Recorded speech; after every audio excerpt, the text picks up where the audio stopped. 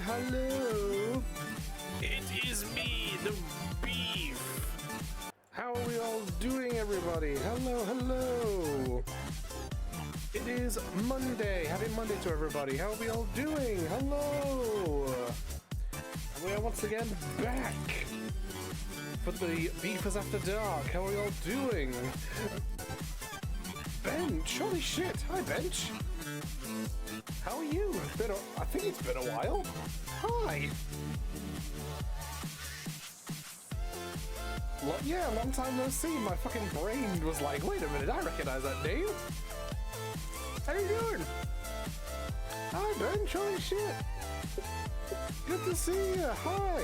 Welcome to the stream. We just started. How you doing? My word. How are you? Good gravy. Being busy with a lot of stuff? That's fair.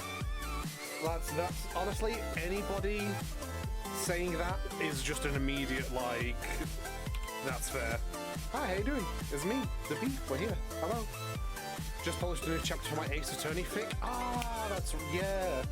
God, I've not heard about that in a while. Christ. Hi. There we go, a bit of a sip. Ah, very nice. There we go. How are you doing? Good to see you. We're just getting ourselves organised and sorted. We just started, so just to bear with Beef. There we go. Oh, well done for getting your next chapter, your Ace Attorney fic done. Good work. Here we go.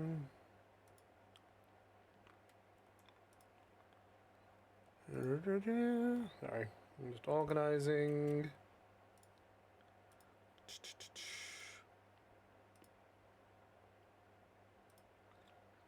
Yeah, that's looking all good and sorted. I'm trying to make sure everything is like as it should be for stream. Oh, how's my fans doing? Yep, that's on. That's good. This fan is also on. That's good. It needs to be pointing towards me though if I want to stay cool and not die. Let me get the walkthrough up as well, just in case we need it. Just in case, because I prefer not to use the walkthrough, but if we get stuck, I don't want stream to be like not moving, you know what I mean? So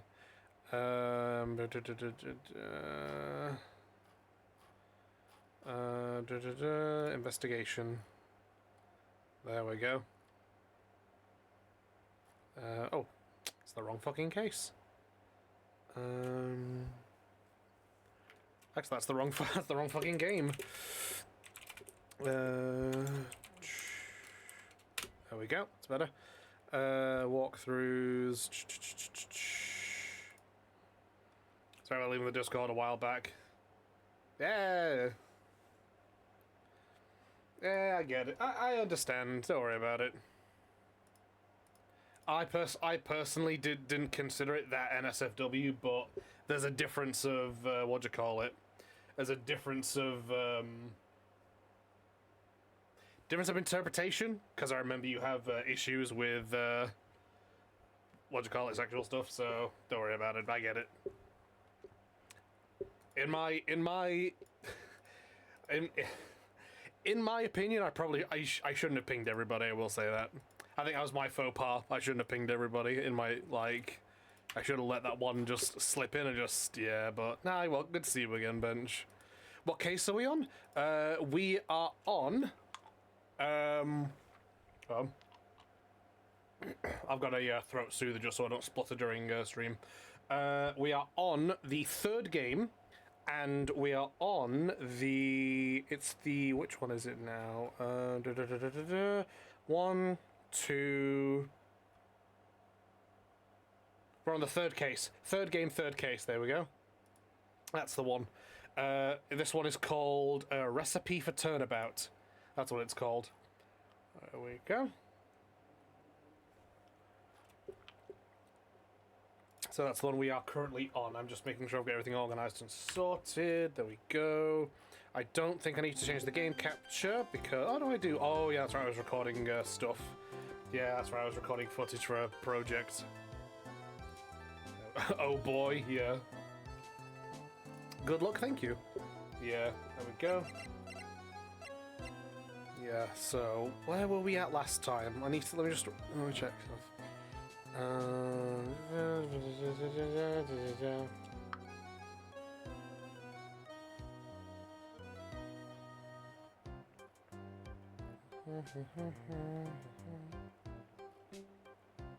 Right.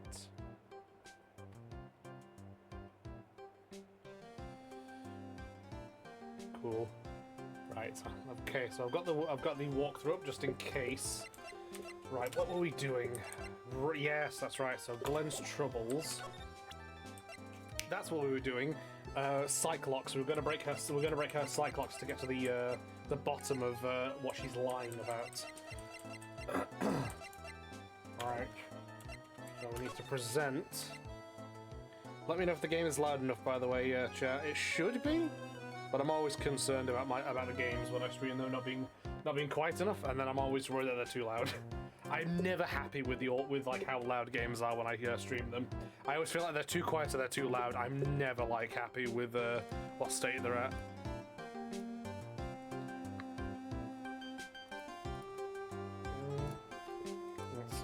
That's Megatama time.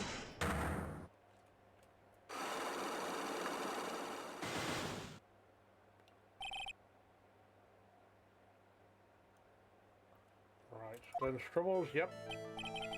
So, how about you tell me what kind of trouble Mr. Elg was in?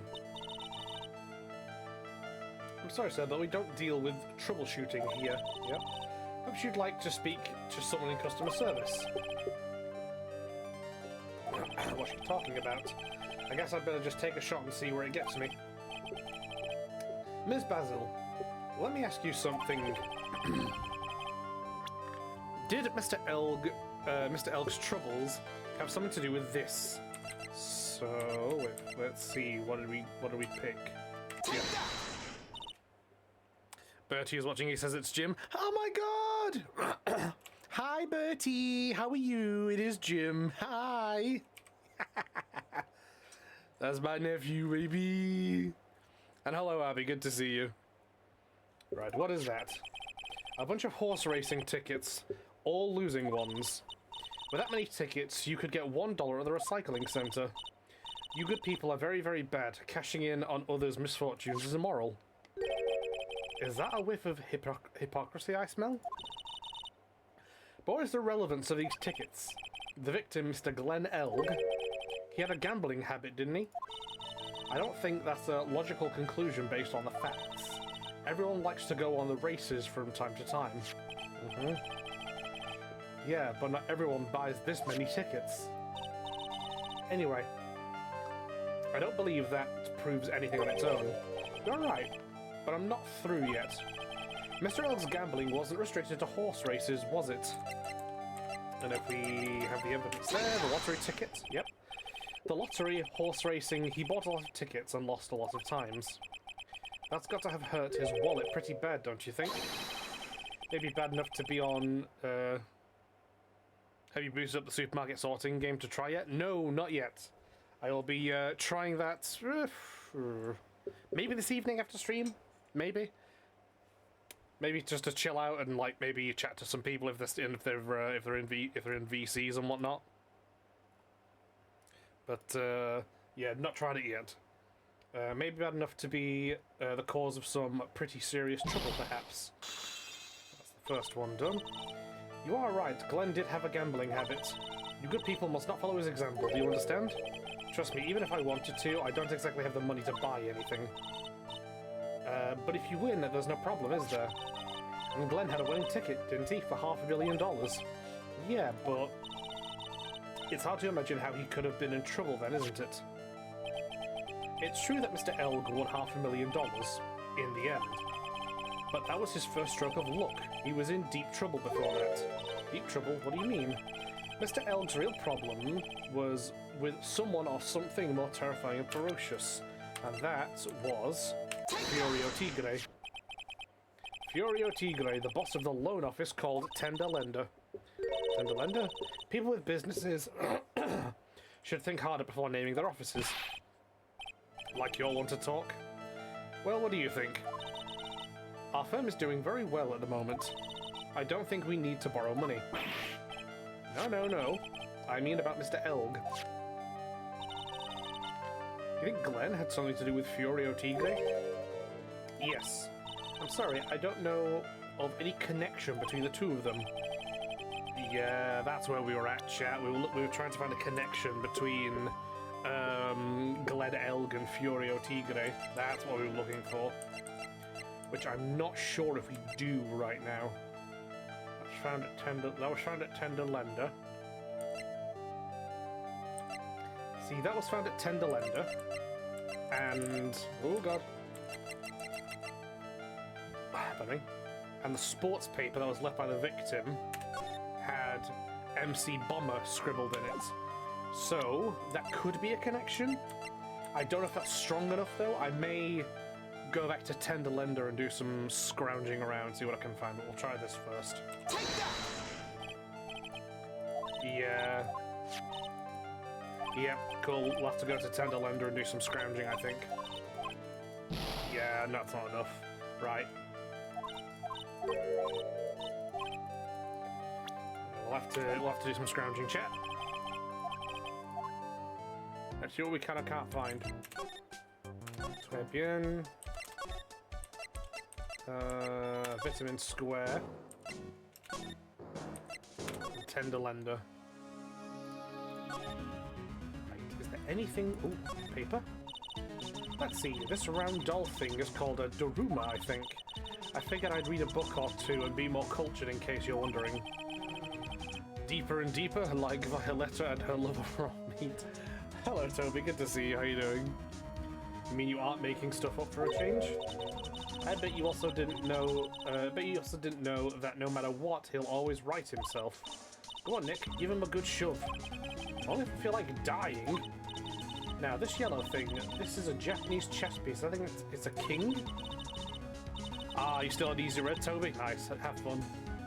I'm glad I introduced you to that game because you're really, like, fucking taken away with it. Like, at some point we will we'll do more together at some point. Probably tomorrow after stream, maybe.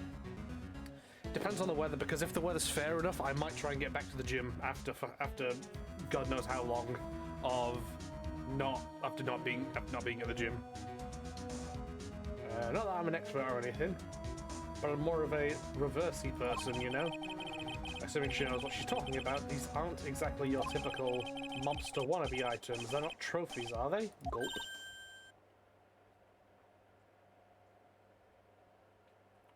Hey, there's a piece of paper sticking out from under here. What is it? A repair bill? Looks like he did some repair work on his car. Does he even have one? 15 grand to replace a bumper and a light. That's insane. The car is registered to the Cadaverinis. Ah, the mob, yep. So it's not even the Tiger's car. Why would someone else's repair bill be in the Tiger's office? A car repair bill for 15 grand, paid by Tigre to the Cadaverini family. Interesting. Win through compromise. I wonder what that's supposed to mean. It must mean something if they took the trouble to frame it like that. Yeah, well, it still doesn't make any sense to me. That...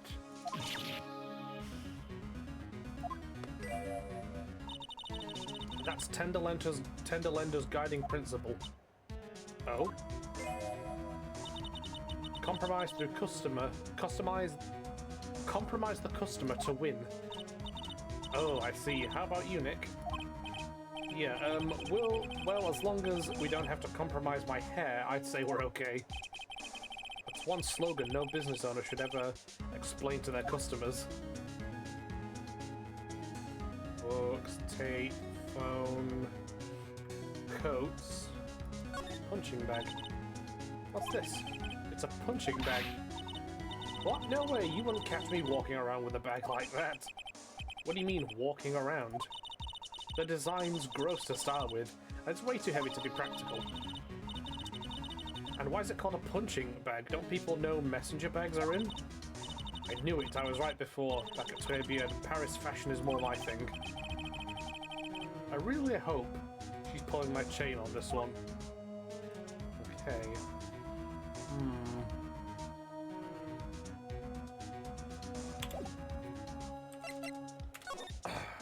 See, she's not really going to talk about a whole lot. Like, hold on. Yeah. You want to tell us what? I'm just happy to have an enjoyable World War II shooter. Yeah. Yeah, it's, what do you call it?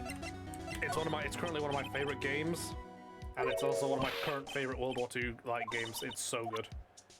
The amount of work they put into it, into stuff that isn't really covered in World War II, is so good. This man's your grandfather, right?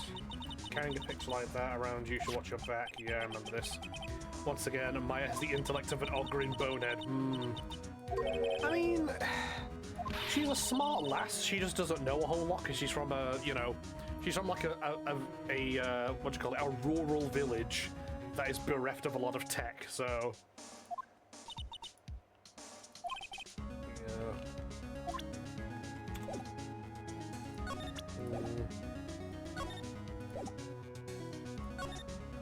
Let's examine the floor again real quick. Ashtray, the row, heater. Okay. The head bandage.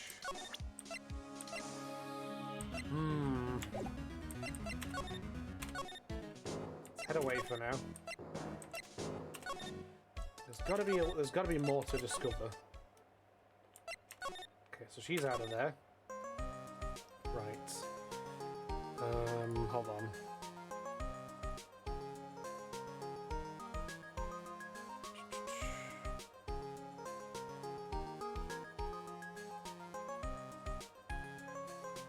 Did that. Okay.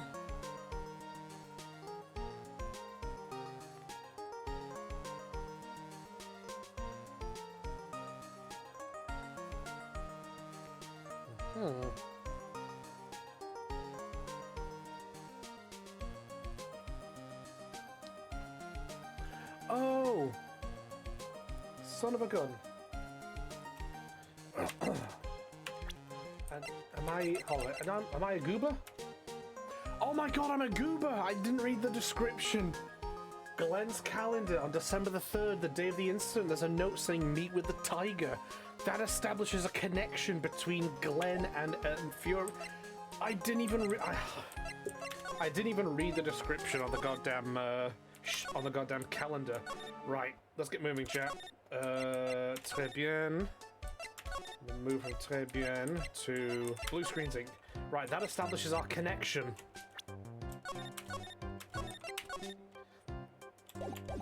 Right. Let's see if we can't make some progress again. Right. So, we know how to break one lock at the very least. Right, come on. His troubles with horse racing. Yep, that's the first one. Yep. It's all good. Yep. Wasn't it just gambling? Nope. There was a lottery ticket. There we go. Yep. God, I can't believe I didn't read the calendar. Professor Layton FR. I can only presume that means French. Hello there, Professor Layton. How are you? Tell us the big truths, Ms. Basil, you high-bob beauty. Yeah. Hey, Professor Layton, how you doing? We're currently streaming some Phoenix Wright.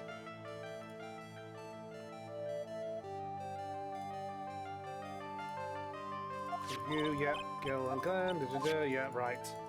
That's the next bit. Right, here we go. So now we need to do Furio Tigre. Yep, that's the next one. So next we need to establish the connection between Glenn and Furio, which is on the calendar. FR means for real. I know FR. Well, I knew that FR also means for real, but I never know with people's usernames. It's like, is it French? Is it for real? It's like I took a gamble and went with French. Alright. Alright, so Glenn's calendar, there's no saying meet with the tiger. Yep. That establishes the next bit. Fioro Tigre, aka the Tiger, is the boss of the loan office called Tenderlender. This is who Mr. Elg met with on the day of his murder. Hey, thank you, Professor Layton. Thank you for the follow, super appreciated. And the only thing a loan shark would talk with him about would be his debt. No! There we go, that's another one down, chat. It's true that Glenn had racked up quite a bit of debt from his gambling habits. About $100,000, I think. $100,000, ouch. But I heard he won the lottery, so he should have been in the clear. Shame Maggie couldn't get a bit of that good luck. Okay, so the guy got lucky and won the lottery, but what if he hadn't won? What was his plan then? Well, this isn't easy to say, but he said he would use his talents to repay the money. His talents? I suspect he was talking about programming. Ah, here we go, chat. This could be where we pull out the disc. What computer program is worth $100,000? MC Bomber, that's what. Perhaps you good people should leave so I can get back to my work. So I'm close to cracking her. Steady on, Felix. You'll have Toby jealous. The program in question, was it by any chance this? Take that! There it is. Well, this is it, isn't it? This is the virus that's infecting computers worldwide as we speak. MC Bomber. Yeah, there we go, chat. The calendar was the missing piece. I had it in my inventory the whole time, and I just forgot to read the accursed thing. I'm such a goober. Glenn's head had more processing power than any computer, but it had to be infected with a gambling virus. Glenn was in too deep. That sounds about right. You mean he was in debt? Yes, $100,000 in debt, not an easy amount to repay. So, he said he was taking on some extra work, something a bit risky. Typical beef. Yeah, I know. I've done it before, haven't I?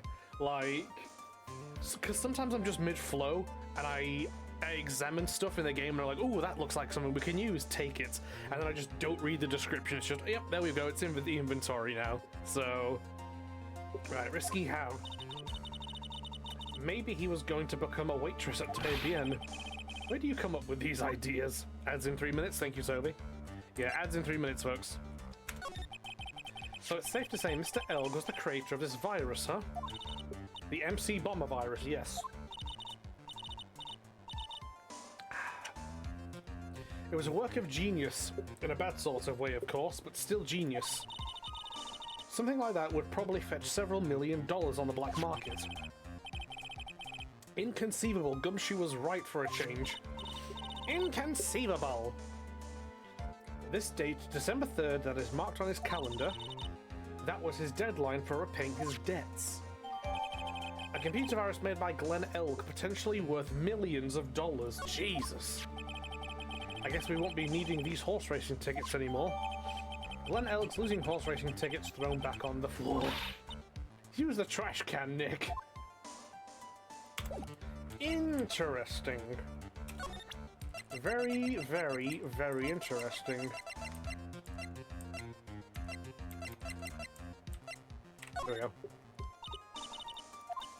Ah, okay, she's cool.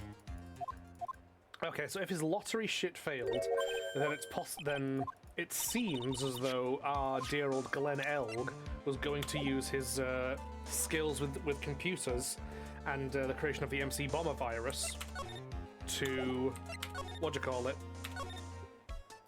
to fucking make a shitload of money selling it to the right people. Okay, that's clear there. Right. So who would be the relevant people to talk to now?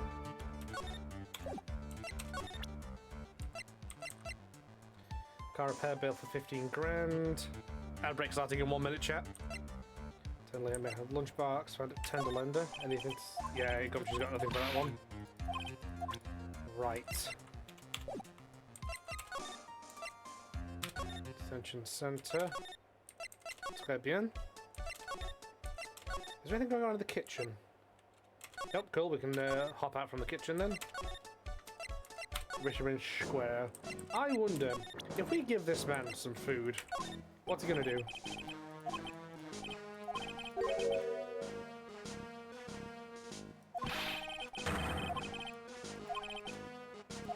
Okay.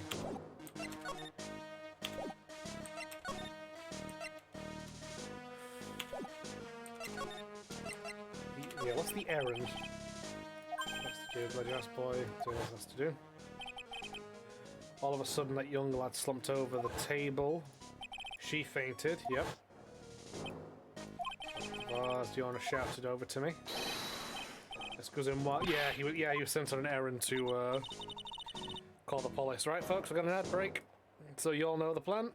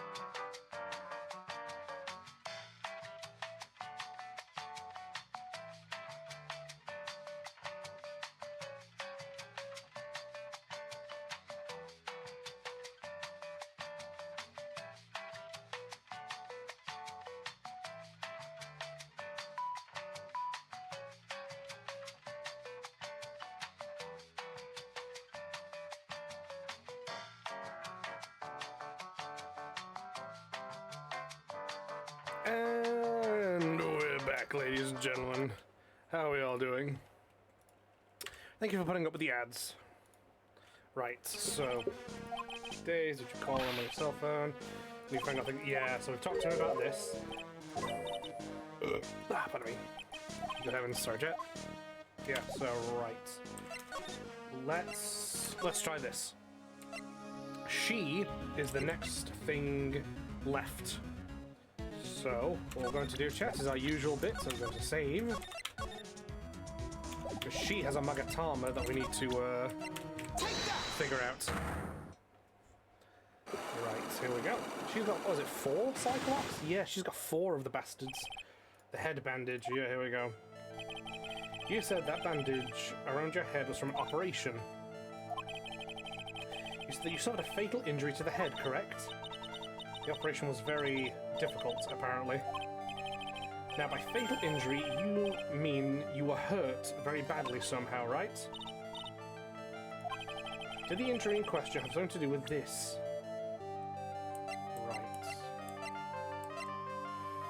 Ridden by my phony, so it's not ridden by her, it's ridden by the phony. Okay. Coffee cup. Matches, Puta, Tenderlander, Pearville. Repair bill, 15 grand, paid by Tigray to the Cadavarini family. Car repair bill. Cadavarini, right. Victim, picked the Trabian's launch, ridden by the phony. It could be that. Because maybe she was riding on the back of the scooter when something bad happened. And he was just the guy who was driving it. Wheel guards all smashed up.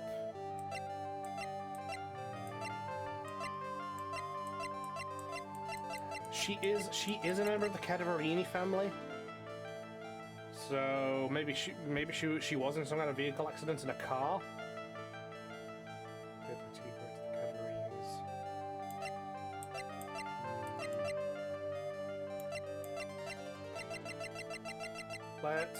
Let's try this first, because if we fumble this, and hopefully we don't fumble it again, then we can just get our bar back.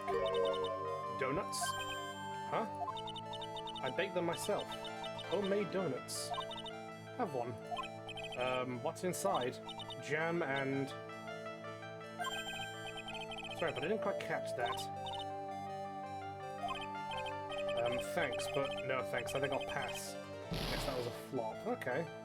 So it's not the scooter, so we'll try the... Oh, we got an achievement for it. Get a donut offered to Phoenix by Viola. Right, we'll try the car repair bill then. There it is. I have here a car repair bill. From this, it seems pretty obvious that this car was involved in an accident. Let me see that. This bill is made out to the Cadaverinis. Cadaverinis. Yes, it is. I don't think I ever introduced myself.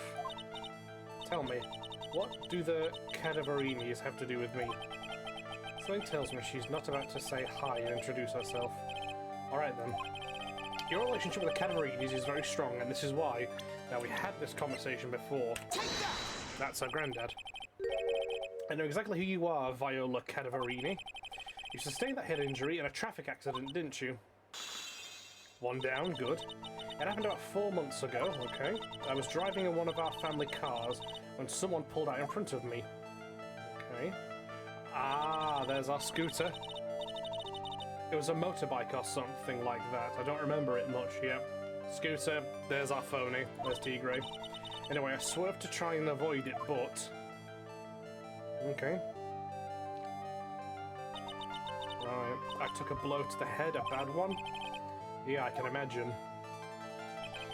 So what happened to the person on the bike? I'm guessing they didn't get away with injuring the Viola Cadavarini, right? I don't know what happened to them. They ran away, or so I heard. Ran away? Okay. If they'd stayed, I'd have... Ah, okay. Is it possible? Could the person who committed the hit and run have been? Yep, because we saw in the flashback then, that was him on the scooter. It was this man, wasn't it? He was the cause of your accident. It wasn't Don Tigray. I refuse to believe it. Yep, that's another one gone. We collided, the motorbike and my car. But Don Tigray isn't injured at all, is he? It was the tiger who caused Viola to crash, I can feel it. Plus, one of her locks just broke, so she must suspect it was him too. I'm sorry, Miss Cadavarini, but I have proof that the tiger was involved in a traffic accident on his bike. I can only assume the evidence we need to present is the bike itself. Yep, that's the one. It's not exactly a motorbike, but Mr. Tigray rides around on a scooter, doesn't he? And you'll notice that the front wheel guard is badly damaged. Miss Cadavarini. You know the truth, don't you? Yes! This repair bill was paid by Furio Tigray. The Cadaverinis have known for ages who caused the accident, haven't they? It's possible, perhaps. Somewhere inside me, I know that may be the truth. I knew it. But... Don Tigray still saved my life. Yep, connecting to chat. What? Did we lose the internet?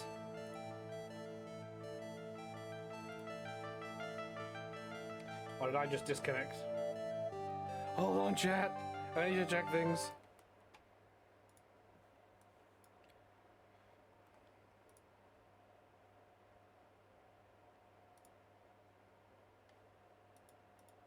Bear with beef.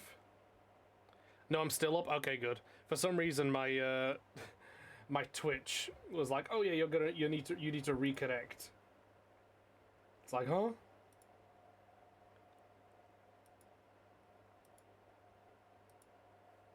Cool, that's good then, Toby. Thank you. Yeah, my OBS I just looked at my OBS. It's like, "Oh yeah, reconnecting to chat." It was like, "Excuse you." Cool, that's fantastic then. Cool, we'll crack on. Don Tigre still saved my life. The operation was very complicated. It was very, very expensive. How much are we talking? Let's see if we have a familiar number here. Very, very, very expensive. She seems kind of hesitant about giving me an actual figure. I should back off. Well, anyway, it was the tiger who paid for it, right? After I recovered, Don Tigre told me. He said he paid for the operation because he cared about me. I believe him. Really? But do you honestly believe that to be true? Tween! Hi, Tween! Good to see you. You saw that, but according to Twitch, my message failed. Said, oh, could be a Twitch issue then. Thank you for the Hydro Bestie. Thank you. Yeah, okay, that could just be a Twitch thing. Cool. As long as it's not my internet flubbing. And thank you for the shrimp check, Tween. Do you want to know what I think? Welcome to the stream, how are you, bestie? Let me know how you are. I think the reason he paid for the operation wasn't because of you, but someone else. Someone else.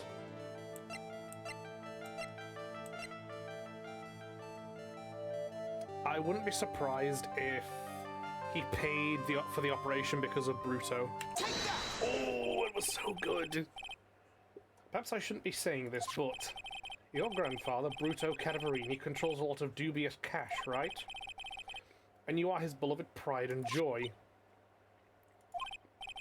Surely I don't know exactly how much the operation cost, but if you weren't the granddaughter of Mr. Cadaverini, do you think Mr. Tigre would have paid the money? $1 million. Jesus. Her grandpa? Yeah.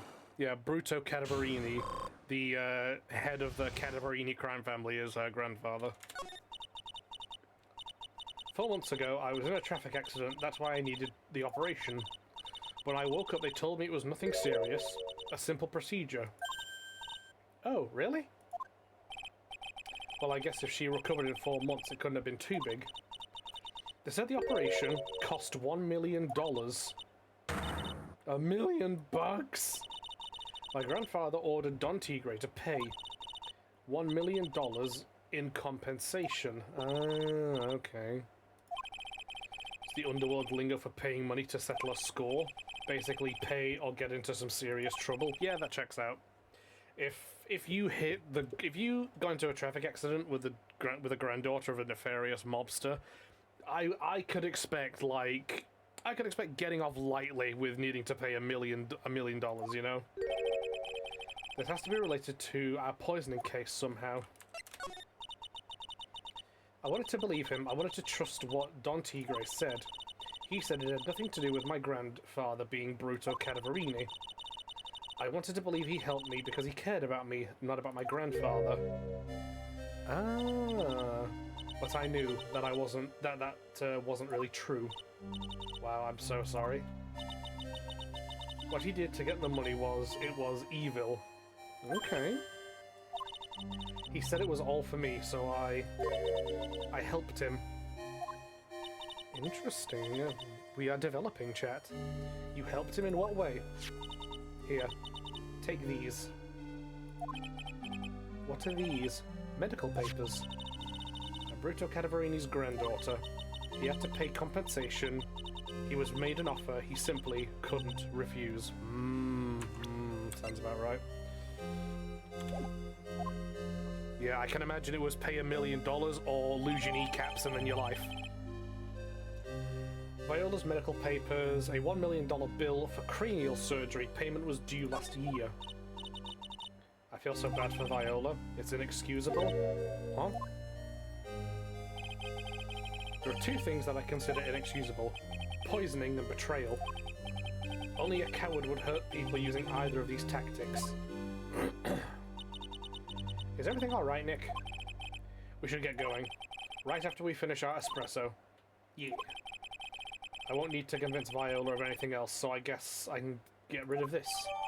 Repair bill thrown into the trash. Nice. Right. Vitamin Square. She seems like she isn't a terrible person, given that she's crying. Yeah, I mean... it's gotta be rough for her in one way, because she was born into a nefarious crime family, but... I don't know. Given the fact she was like, oh, I really wanted to believe that he genuinely cared for me, and that's why he did the brain surgery bill. Like, and that she cries over the truth that bro just did the bro just paid the bill just because he's, you know, she's the granddaughter of a nefarious mobster. Like, I get it. I get it. Sucks.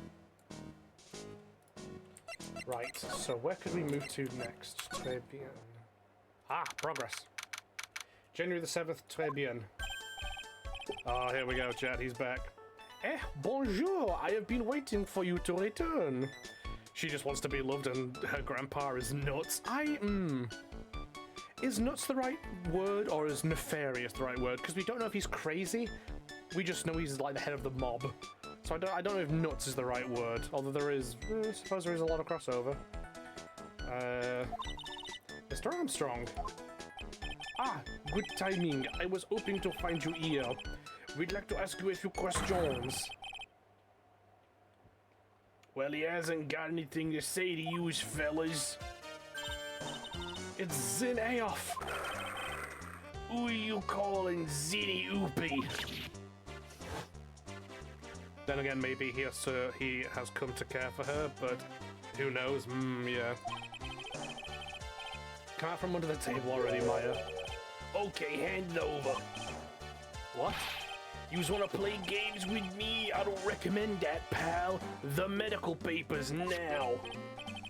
Uh-oh, I think he wants Viola Cadaverini's papers back. You mean this? The $1 million medical paper?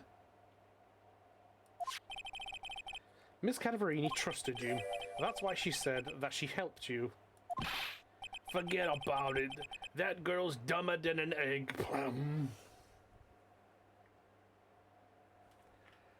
He better hope that we don't expose what he just said. Like, he better hope that doesn't get out. Because if it does, he's over. He's donezo. Bro's on a meat hook. Like they're gonna be a news report where it's like, oh yeah, Furio Tigre took his own life with 2 gunshot wounds to the back of the head. You know what I mean? It's like, oh, this just in, Furio Tigre died by accidentally brutally cutting his head off while shaving. Like, he better hope nobody finds out that he just said that. Otherwise, it's so over for him. It's so over for him if that happens. If it gets out that he said that about her, he's going. It's not looking good. It's not looking good for him. Ooh, wait till Bruto hears about Dis Italiano, just his brother. Yeah, he's gonna find himself in the boot of a car. Like, it's not good. Yous wanna know what's sad? I'll tell yous what's sad, and it ain't only her face. She thinks she's got power cause she's Bruto's little girl. Now that's sad. Try telling that to Bruto. Try telling that to Bruto. Furio Tigre dies by shooting himself 12 times in the face with a revolver. Yeah. It's what you call it. It's like, oh yeah, this just in Furio Tigre dies suddenly by like 1,000 rounds of AK-47 ammunition to the body and upper torso. Like, have you ever seen the end of Training Day? That's like That's what he's gonna get. That's what he's gonna get. If you ever seen the end of Training Day, and what happens to Denzel Washington's character, that's what the man's getting, and they're just gonna report it on the news as a you know what. Like it's so Joker for this man. If he gets into court and he has evidence, be like, yeah, he doesn't care about Viola and thinks she's stupid, he's dead. He's so dead. Tomorrow in court, I'm going to expose what you did to get the 1 million you used to pay this off. 1238 special rounds to the mouth. Yeah. Bro got into the world of fashion by way of concrete shoes, you know what I mean? Are you crazy or something? I don't care if you want to give it to me or not. There's 2 of us here. You got that? 2. Oui. Mr. Armstrong? Forgive me, désolé, I cannot argue with him. Oh, damn. They got Armstrong to rough me up, gamer. Is that all you's got? I'll be taking those papers now. Armstrong, get that lighter. Wait, don't take it too hard, Phoenix, right? You ever seen The Irishman? What they do to the mobster who pisses them off? That was so stupid I shouldn't have let my guard down. Those medical papers were vital evidence. Oh, now he's blacking out. He's gone. Hold it, pal. It's Gumshoe! It's Gumshoe to the rescue, baby! Detective Gumshoe? Detective? You think you gonna stop me, copper? Beat it! Gwah! Whoa, come on, Gumshoe. Keep it together. You guys, get out of here. Leave this guy to me. Yo, is Gumshoe gonna throw hands with Furio? Yo! Go, pal, and take this. If you get hurt, who's gonna look after Maggie, huh? Yo, Gumshoe's gonna fucking throw down.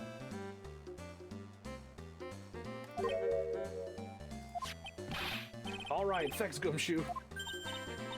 Wait, Nick, don't leave me behind. Yo, I swear to God, if Gumshoe would Gumshoe to the rescue, rough him the fuck up. On God, if Gumshoe is able to hold ground against Furio or Armstrong, bro is the GOAT. Bro's amazing. I'll get even with that guy tomorrow in court. Tenderlander is going down. To be continued.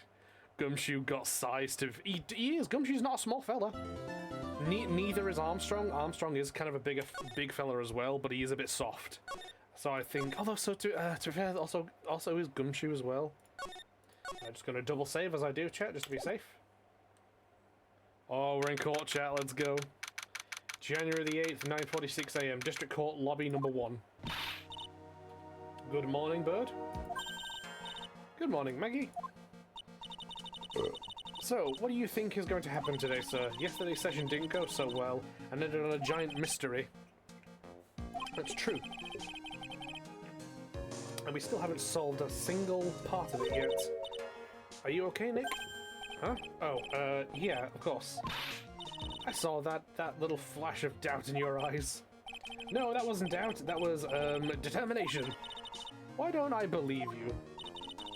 It's nearly time, Maggie. You better get going to the defendant's seat. Roger, don't let me down, Mr. Wright. I'm counting on you, of course. Hey, pal. It's Gumshoe again! Hey, Detective Gumshoe. Quit stressing Maggie out. She doesn't need that. How did you know she was stressed? I was watching through the doorway. Oh. You look like you lost the case already. Show a bit of confidence, will you, pal? Here, maybe this'll help you. Huh? Have you taken up aromatherapy too? Not in a million years, pal. Don't tell me that you don't remember this thing. I remember. I've been waiting to fucking hear what the lab results are. Come to think of it, that doesn't look like one of those aromatherapy bottles. This is a small bottle that turned up in Trebien's kitchen a couple days ago. Gumshoe's 5'11", Don Tigre is the same height, Armstrong is 5'6". Interesting, okay. Wow, I'm taller than Gumshoe. Got those little bottles. They're aromatherapy oils, he's got so many. that are overflowing onto the floor. Wow, I'm taller than Gumshoe, Don Tigre, and Armstrong. That's it. That's interesting. There's one bottle here that's different from all the others. Yeah, what is in this bottle? Oh, it doesn't have a label either. Wait a fucking minute.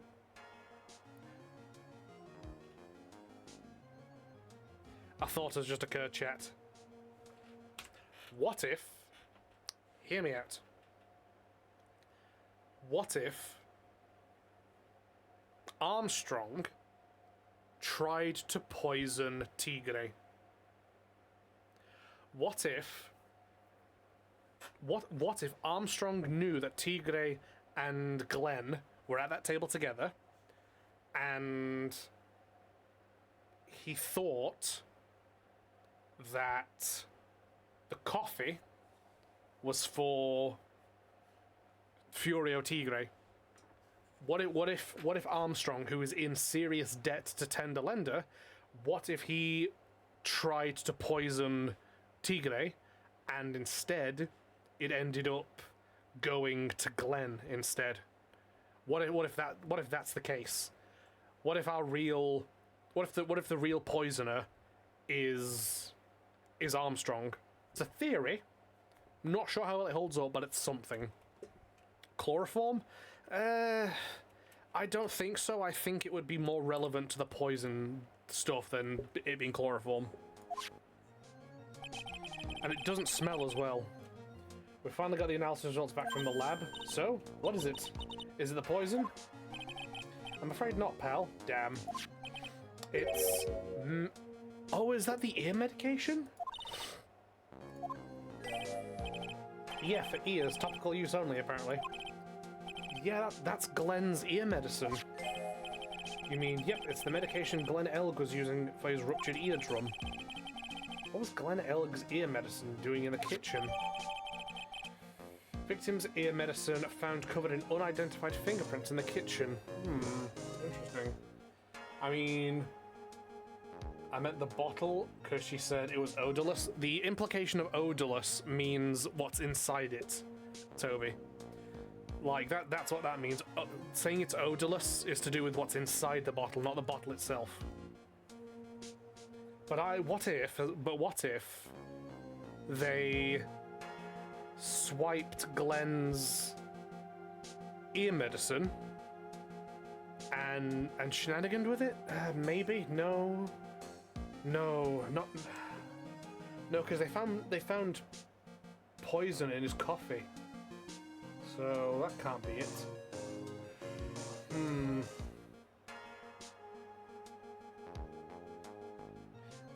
But it's Glenn's meds, so yeah, but I'm thinking now, what if they put poison in his ear medicine, he applies it, and then they put poison, and then Viola, disguised as a maid, or as a waitress, sorry, puts poison in the coffee for him to sip, or, well, he's already poisoned. To frame someone? Maybe? It's all theory. It's all theory. We'll figure this out. What about the unidentified fingerprints? Anything on that? Someone screwed up, so they only had time to analyze the contents of the bottle. Another hour and they might have gotten something on the prints, but... Could be proof Armstrong's a thieving bastard. I mean, we already know he's a thieving bastard. He already, like... he already stole the Magatama, so we already know that. That's going to weaken its impact as a piece of evidence. Okay, pal, this is it. Make sure that your defense is impregnable today. Got it. Today's trial, I'm going to expose that guy for what he's done. Or my name isn't Phoenix Wright. Damn straight. January the 8th, 10 AM, District Court, courtroom number 4.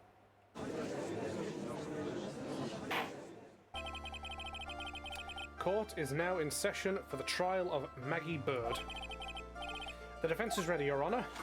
Hello, Mr. Godot. Ready and waiting as always, Your Honor. Very good. Then we'll get underway at once. Yesterday we heard the testimony of Mr. Victor Kudo. He claimed to have witnessed the defendant putting a powder into the victim's coffee. However, the witness's testimony was plagued with a number of problems. The marks in the rim of the cup show that the victim drank it with his right hand. But according to the old man's testimony, he picked it up with his left hand. Thank you, Mr. Godot. Furthermore, according to the witness's account, the victim was listening to the radio with an earpiece in his left ear. Yet the victim's left ear was ruptured, which made him effectively deaf in that ear. Yeah, but he may climb up in court on that? Okay, I get what you mean, Toby. It's amazing how many contradictions a single case can have, huh, Nick?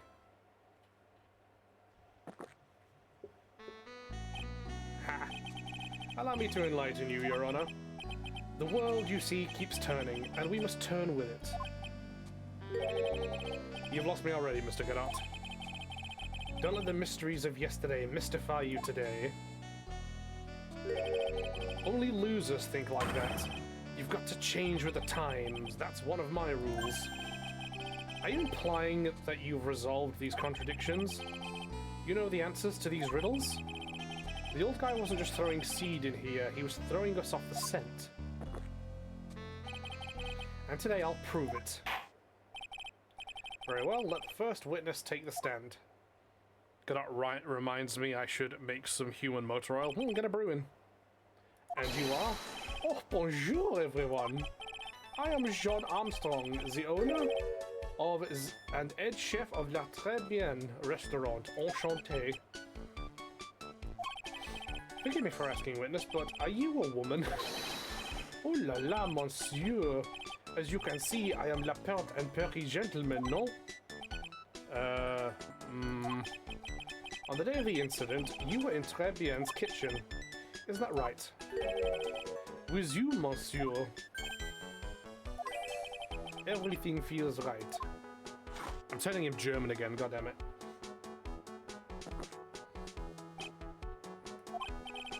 He's totally unfazed. Does anything intimidate this guy?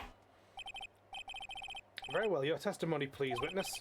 Please tell the court what happened that day at Très Bien. Oui, volontiers. At Très Bien. When it all happened, there were just 2 customers in my restaurant. I remember I was experimenting with some new art deco that day. Like having a large mirror between the tables, for example. Oui, perhaps that is what the old man was looking at.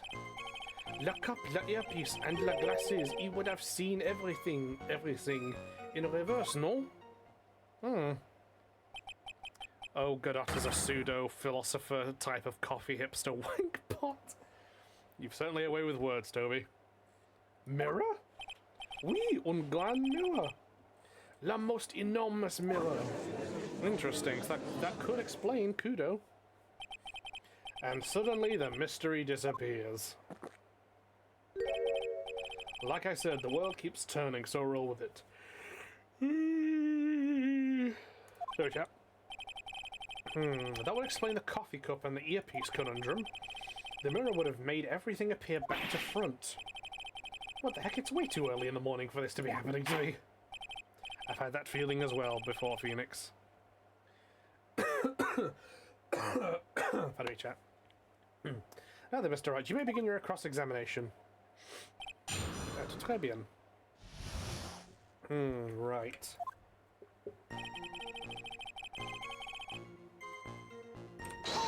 Press him on everything as we do, but let's have a look. Who are the 2 customers? So there was the old... Yeah, there's Glenn and the old man, that's what he's going to say. Who died. Not so young man. You're referring to yesterday's witness, I presume. What about the other man I guess she saw at the table? Something tells me Mr. Armstrong isn't planning to disclose his existence, yeah. Yeah, Mr. Armstrong's in deep with Tender Lender, so his testimony we know is not going to include Furio Tigre.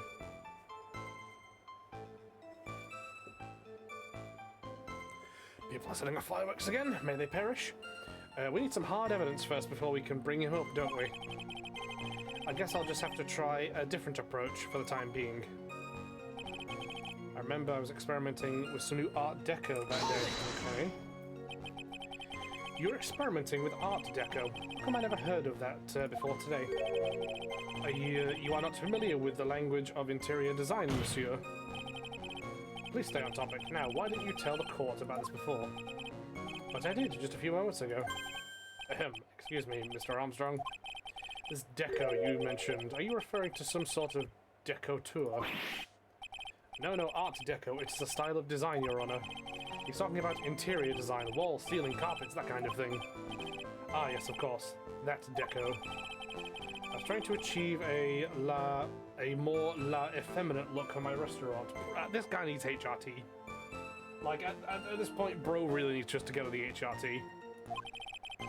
I was planning the most bold remodeling of La Decor. Okay. Large mirror, 15 tables for example. Okay, interesting. How big of a mirror are we talking about here? So they've got 4 meters wide and 2 meters high. Holy glass in a frame, that's huge. I was intending to install it on the ceiling eventually. The ceiling? Was there a mirror on the ceiling? I don't remember. Decided not to go through with it in the end. Some more about the mirror? Yeah, if there's a mirror that could be reflecting stuff, I want to know more. If you had such a large mirror in the restaurant, someone would have noticed it. But there's nothing about a mirror in Mr. Kudo or Maggie Bird's testimonies.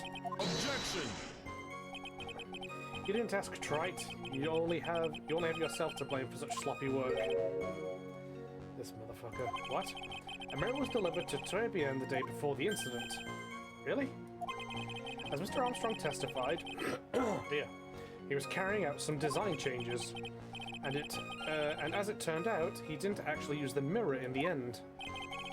This just doesn't add up. Even if a mirror was delivered to Trebien, it doesn't prove that it was in the restaurant on the day of the crime. If you want to doubt someone, try to look in the mirror. I'm sure the person looking back at you will be dubious enough. I hate this man, chat. I hate Godot. So the witness yesterday had seen the victim reflected in a mirror. Let's see if we do we have any photograph of the crime scene? Okay. It's the floor plans. Right, okay. It's the perspective from the kitchen. Hold on. So a mirror, a big ass mirror. So where would our old man be sitting, chat? If there was a big mirror reflecting stuff, where would he be sitting for him to see everything on the left-hand side of his stuff?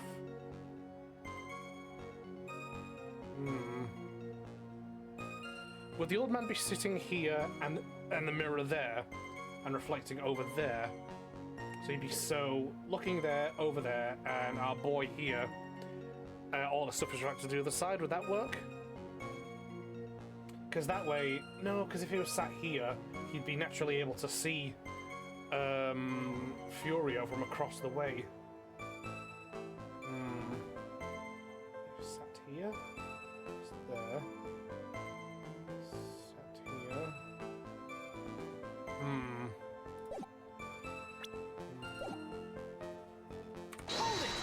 The old man was looking at. Normally, I'd expect people to know the difference between a reflection and a real object. Normally? How does normality come into this? That's lame, trite even for you. Are you trying to say that if something isn't normal, it isn't possible? Is that it? Where does that leave the porky-headed lawyer and the top-knot chick over there? And the ungodly cool guy with the mask over here? Well, trite. Not the hair. I do not have a top knot. Mr. Godot is correct. A lack of normality is no basis for discounting an argument. Bien, logic as one lade. The cup, the earpiece, and the glasses. He would have seen everything in reverse. Everything? He would have seen everything in reverse. Oui. Hey Nick, we should take a second think about what old Seedy said in his testimony. How did he phrase it again? The boy was wearing the earpiece on the same side as the green lens of his specs. You can lock me if I'm wrong. It was his left ear, right. Then used the same hand to pick up the cup, his left hand, so the left side. If he saw everything he described reflected in a mirror, then everything he said he saw on the left was actually on the right. Yeah, that clears up all the problems of this testimony. I guess does it. It's kind of hard to believe everything's the fault of a mirror, but do you think old Seedy saw everything through a reflection? If he did, it would explain all the contradictions in his testimony. But that just makes the situation worse for Maggie. There's got to be something that in that old man's testimony. We've got to dig deeper. If he saw everything on the left. So let's think, chat. Let's think. So the victim was sat here. There's a mirror somewhere. That means that the old man would have seen a reflection, seen it from the left side instead of the right. The question is, where would he have been sat and where would the mirror have been?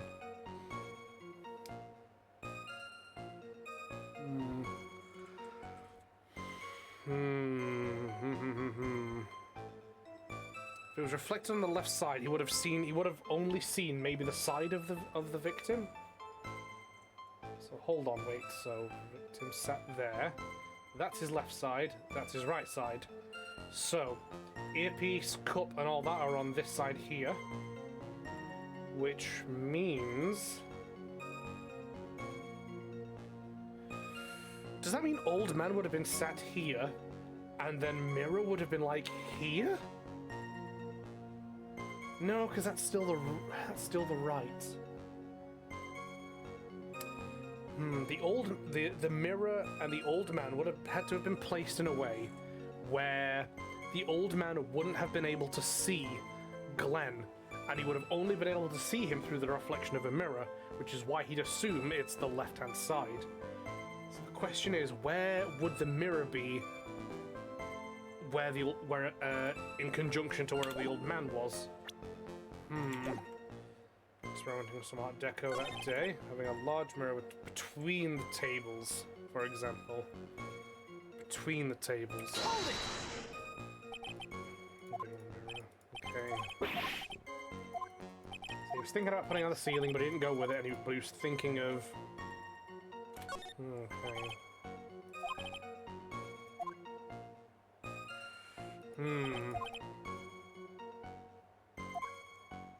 Right. Between the tables. So what, here, maybe? Or here? Or there? That's what the old man was looking at. The cup, the earpiece. He would have seen everything in reverse. The old man was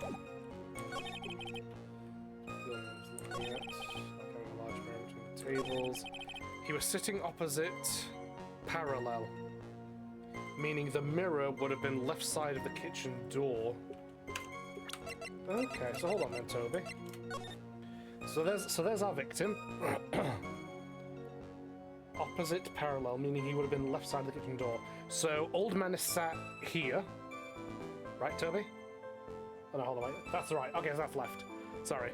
So old man's sitting here, right?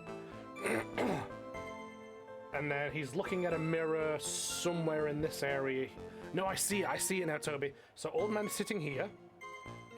Mirror's here, and it bounces off and looking at the dude there, right? Is that how it would be, Toby? So old man here, mirror there, thereabouts, and then our victim here. Is that what you're saying, Toby?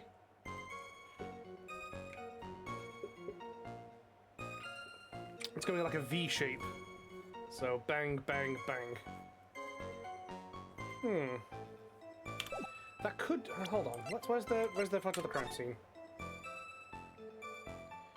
So our old man would be back there over on, like, this side, looking across. And then there's our victim. Better DM me a picture. Yo, I'm getting help behind the scenes. I got forensics on this. I got Forensics Toby on this. That's hilarious. There's really things in Art Deco, having a large mirror between the tables, for example. I'm gonna save really quick just to test something. Because if he says there was a mirror between the tables, then why is it not present in the crime scene photo? Damn it, that's not it.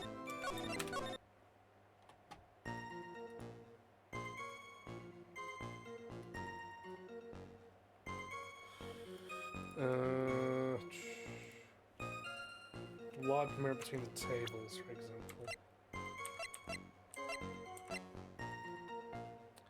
Yep, thank you, Toby. Let's have a look. You actually drew it! Hold on, I need to... Let me put this on my main screen really quick. Hold on, chat. Bear with.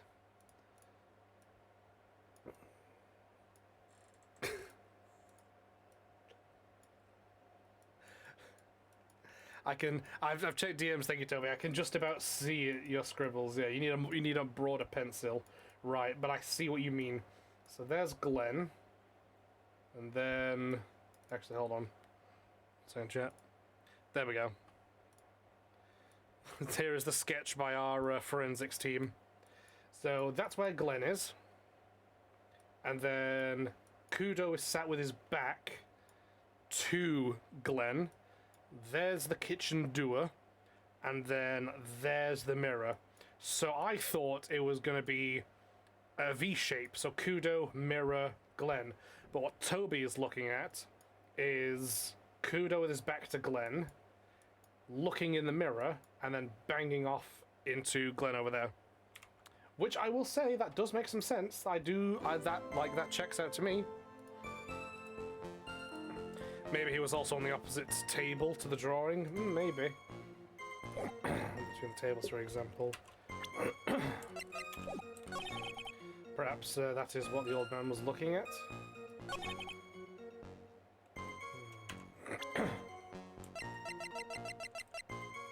Objection!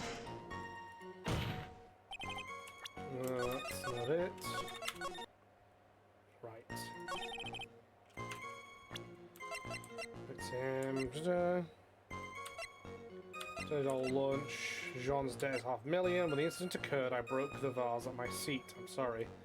Right, where? Oh, hold on. Oh, maybe that's it. Hold on. So he broke the vase at his seat.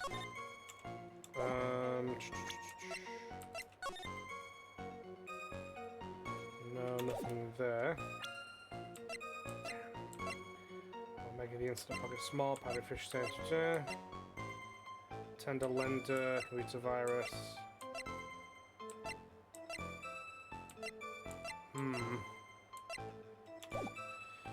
That's what the old man was looking at. Copy a piece of glass. We've seen everything reverse. We mirror between the tables. Right, hold on.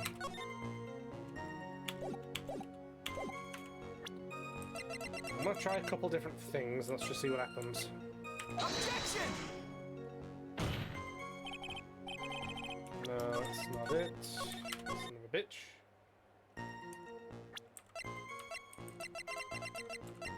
Objection! No, that's not it either. Right, shoot. Large room between the tables. Perhaps that's what the old man was looking at. It was Trevian by the time of the incident called a payphone.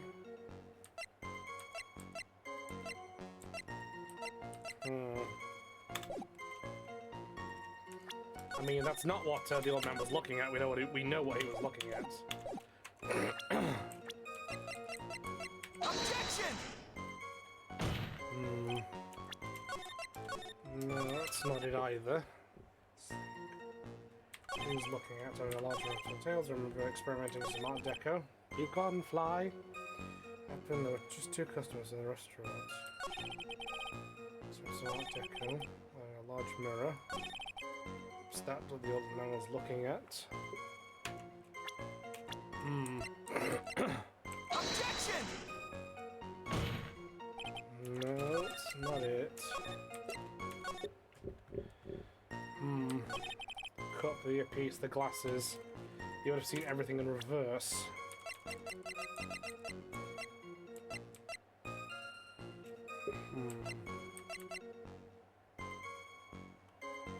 Crime scene photo of the kitchen.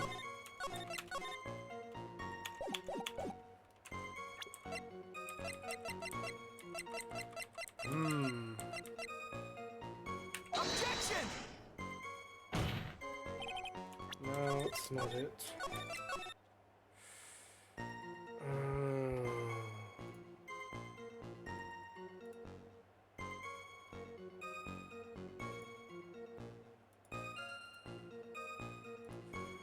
The earpiece, the glasses, we've seen everything in reverse. Perhaps that's what he's looking at. Large mirror between the tables. Right.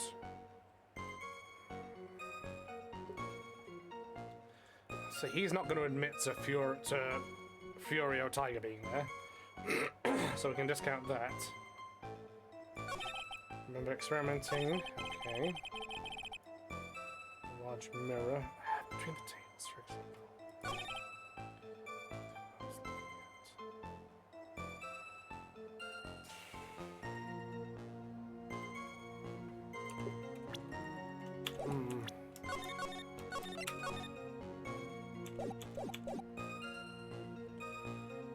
Oh, God.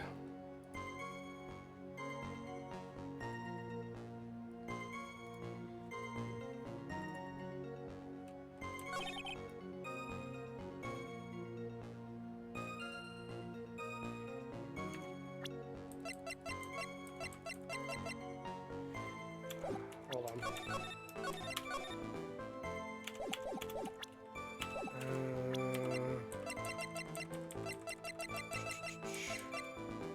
Objection!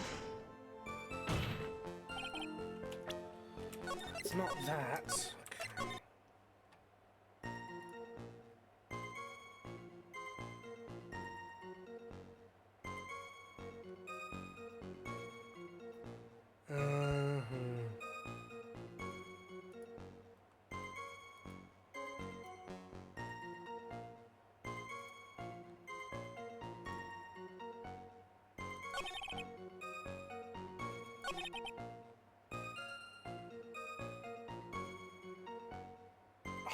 This is frying my brain already, chat. We're not off to a good start. A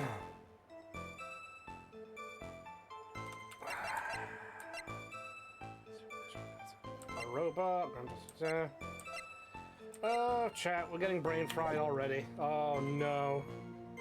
You are cup, earpiece, and glasses. You would have seen everything in reverse.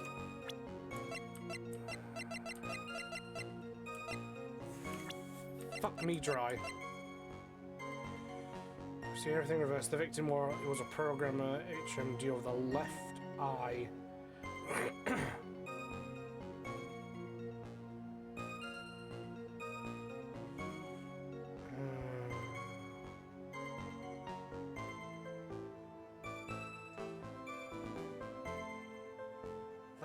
Left eye. He would have seen everything in reverse. Left eye. He wore a fucking Dragon Ball scanner. If he saw... He would have seen everything in reverse. He would have seen everything in reverse. Let's think. Ooh, he would have seen everything in reverse. Everything. Oh, Bumberclat. Let's think. He held the coffee cup in the right hand. He had the earpiece over his right ear.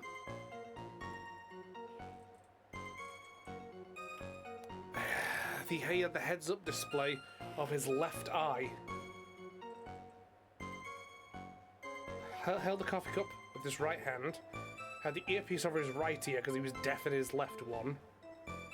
Had the HMD over his left eye. So if he looked in a mirror and saw the reverse, then the coffee cup would have been left hand, earpiece would have been left ear, and the heads-up display would have been over the right eye. Okay, what am I missing? He's looking in the mirror. He's looking over our victim. He's seeing everything in reverse.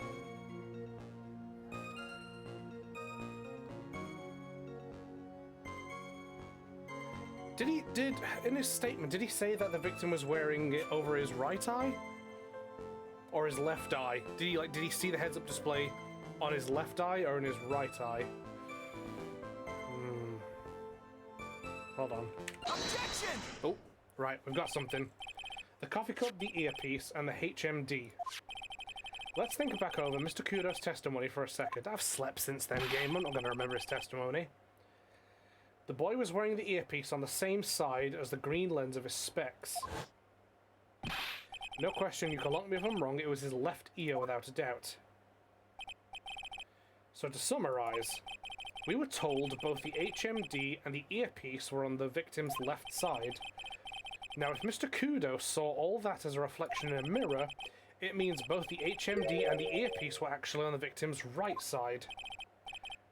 How much you want to bet the answer is stupid simple? Exactement, you see, monsieur. Now that you think about it, it is not so hard, no? Unfortunately, that's where we run into a monumental contradiction with the facts. If Mr. Kudo really did see everything in a mirror, why is it that the HMD is now on the wrong side of his head?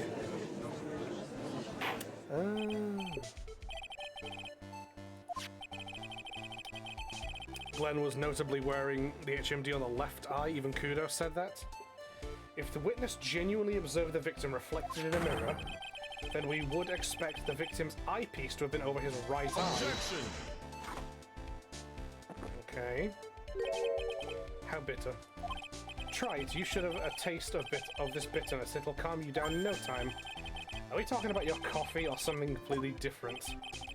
You don't understand the way the witness thinks. How he thinks?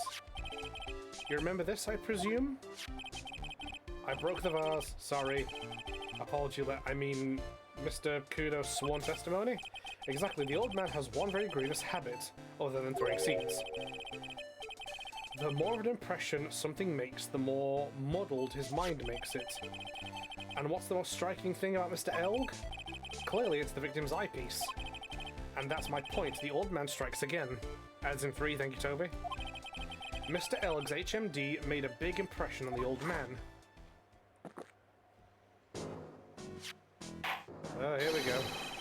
I saw the earpiece and those newfangled spectacles he was wearing. Oh yes, they were both on his left ear. Do you hear? His left ear. Ha! Well tried.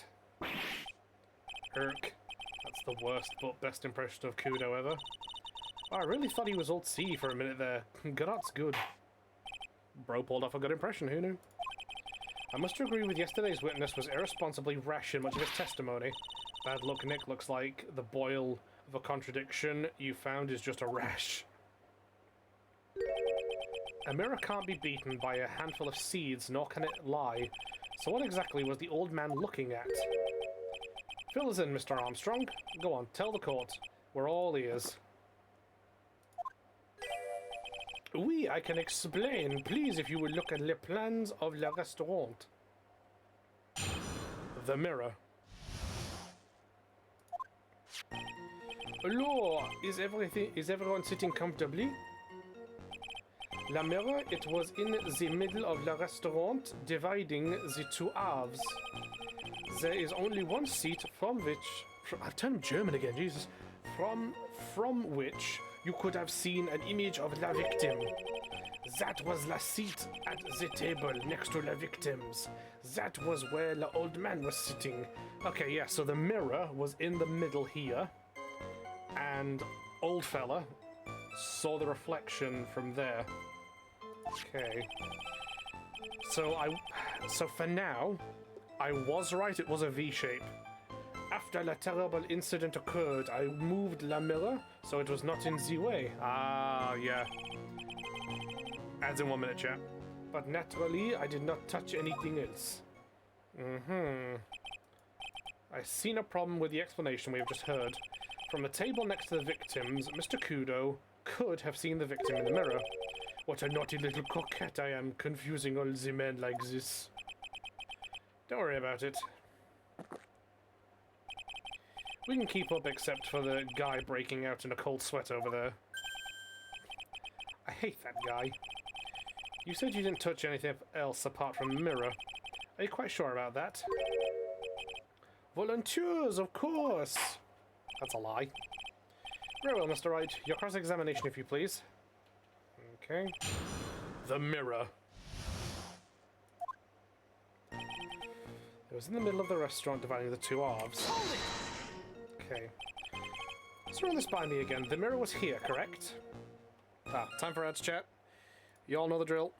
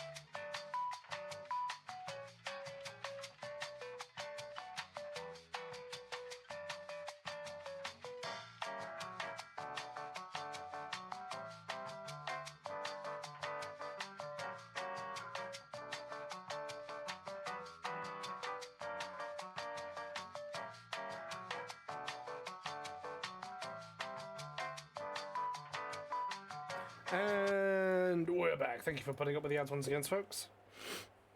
Now then.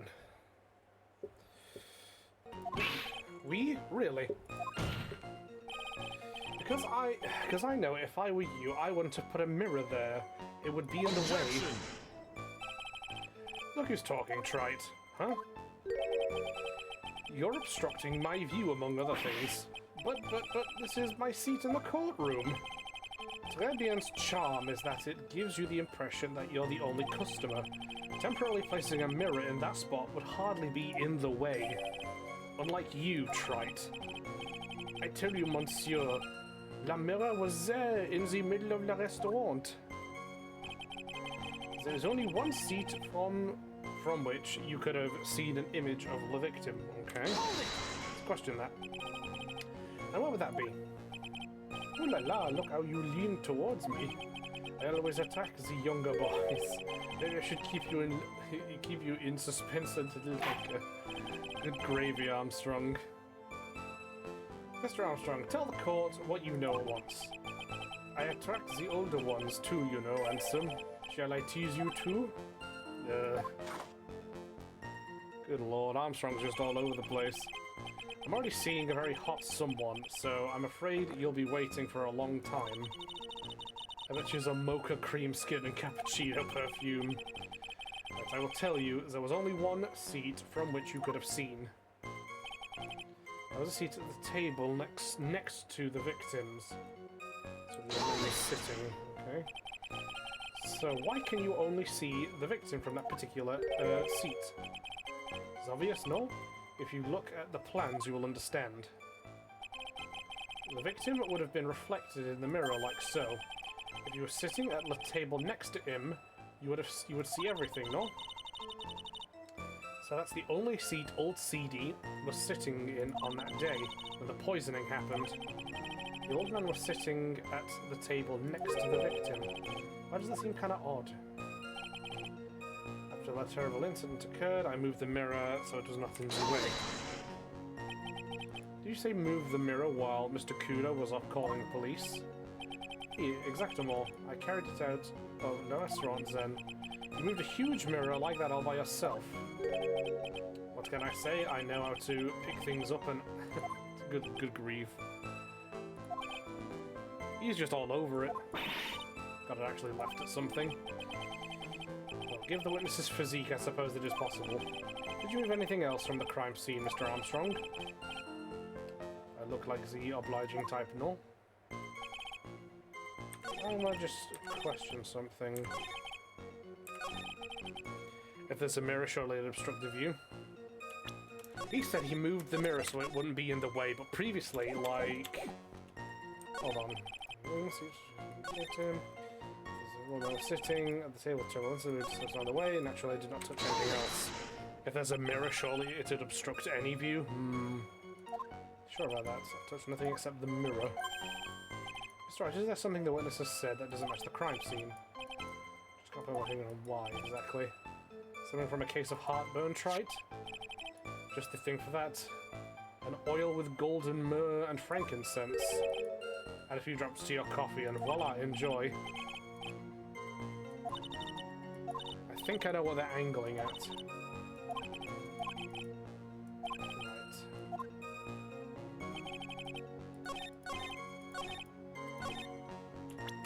Hold on one second, I'm gonna save really quick. Right. He stole two things. Oh, he moved two things, hold on. Objection! Hi, Malk! Good to see you! Okay, so it is not that one. Armstrong's being a horny little fucker. That last statement... Surely the bottle is the answer against that. Profiles check. Objection! Okay, so it's not the bottle. Armstrong is the real one. Yeah, he was talking about what do you call it? He was talking about how Phoenix was leaning towards him, and he's like, "Ooh, I do attract the younger ones." Objection! No, okay, so we're not getting him on the "I moved anything" shit. So nobody mentioned anything about a really large mirror. You think someone would have, but Maggie didn't have an old CD. The old observation is there was no mirror. Yeah, how are you doing, Malk? It's good to see you. Just got to prove it somehow. Hold on. Where was in the restaurant? Middle 2 hours. Hold on. I'm just gonna try something really quick. I'm good. Yay! Objection! No, photo of the crime scene's not it.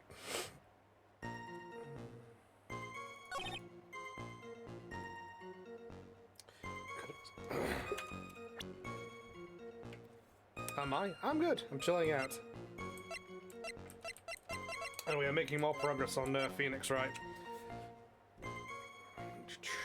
Also, my dear friend Spats got me to try out Final Fantasy XIV last night. So, if there's anybody who's a fan of that game, I have made a character and such. Objection! No, it's not that one either. Son of a bitch. Did you like? It's fun. Thus far, it's been fun. If you check the Discord, Melk, in gaming, you should see the character I made. His name is Chapper Wintertooth. Hold on, I'll do you a solid. There you go. I've just tagged you in the Discord. Is that my session, man? There he is. Come on, buddy. There you are. Come on. We're joined by the cat. Yeah, let me know what you think of my choice of character. He's a marauder. So, mirror in the restaurant dividing two halves. Let me.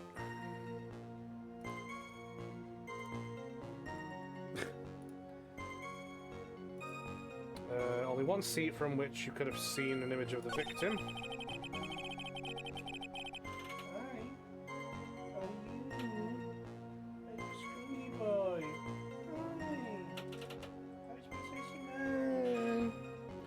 Cat is here. That was the only victim. Where the other man was sitting. 10 out of 10. Way! Hell yeah. After the terrible incident occurred, I moved the mirror so it was not in the way. Naturally, did not touch anything else. Okay.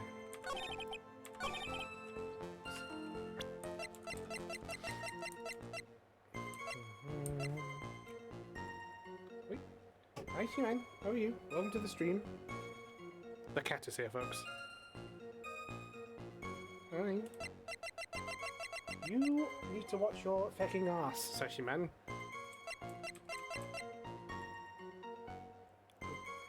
Because you're gonna be sitting on the keys, and I need the keys to do things. I don't know what you're expecting. There's not enough room for a Sashi man in the window. He's a bugger.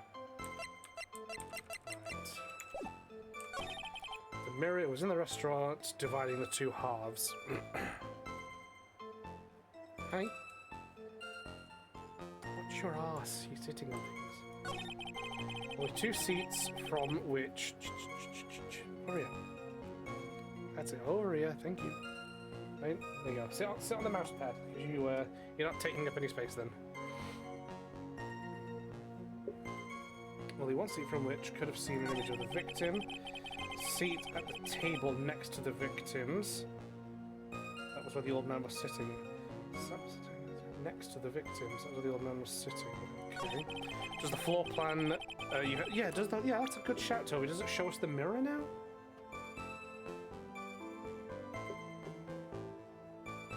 You picked an awkward place to sit, Session Man. How do you know this?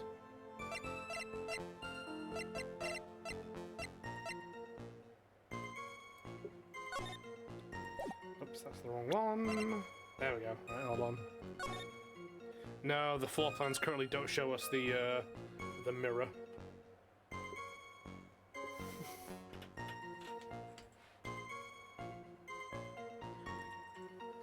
You're being very awkward, Sashi man. I hope you know this.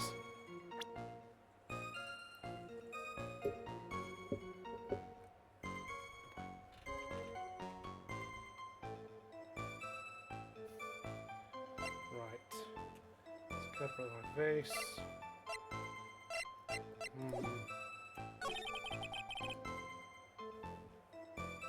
You be careful rubbing your face on things, Session man. You're liable to knock them over. Maybe use that to point out the lack of the mirror. Yeah, but that's the floor plans though. That can just be adjusted at any time. I want to see which you could have seen an image of the victim. Hold on.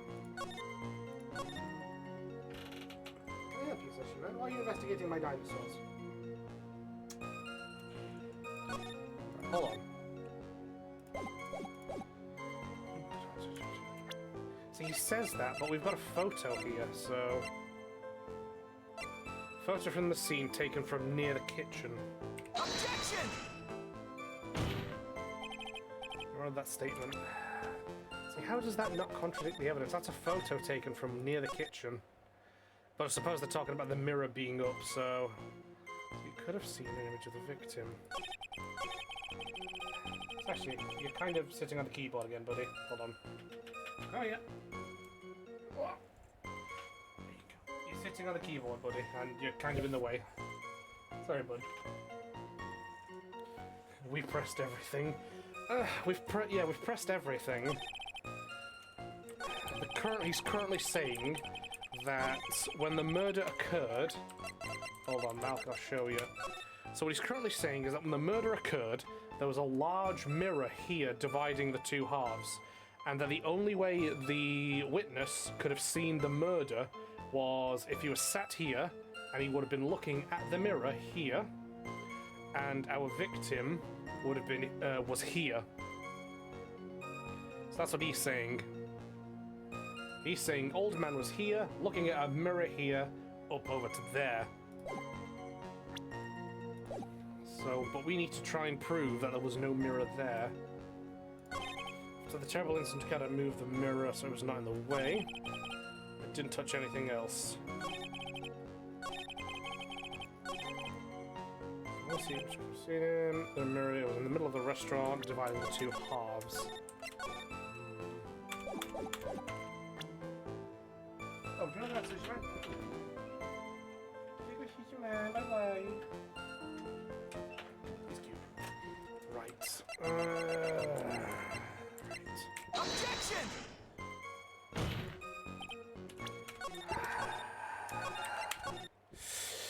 Ooh, I'm getting vexed again, chat. This is brain teasing me something fierce. The mirror was in the middle of the restaurant, dividing the two halves. There was only one seat from which could have seen the mirror of the image of the victim. Where would that be?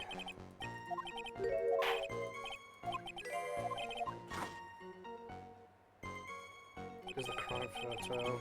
Come on. Stop drinking, dumbass, and let me get to the bit. There was only one seat from which the victim could have seen.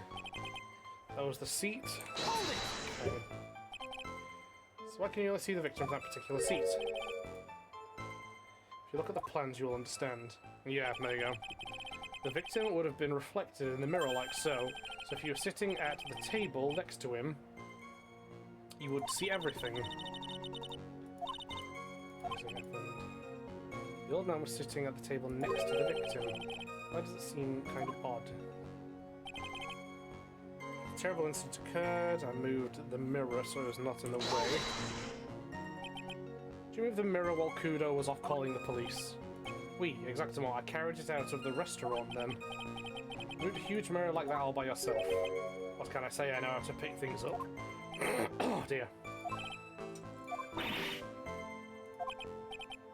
Okay, so...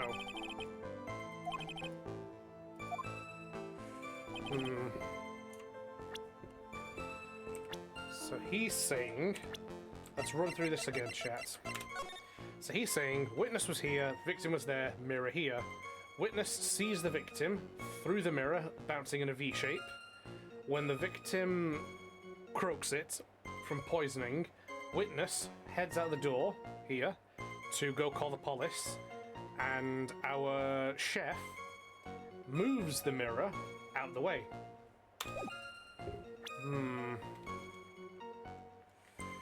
Didn't touch anything else.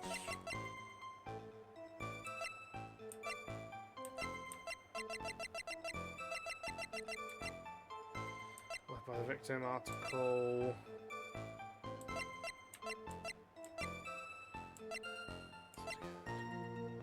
Examine crime photography.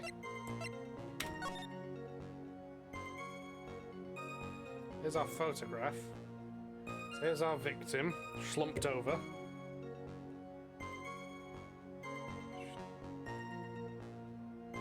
So old man would have been sat opposite this chair here. Would have bounced off the mirror. There's an issue here. I know there's an issue here. I just don't know what it is right now. Terrible incident occurred with the mirror, so it's not in the way.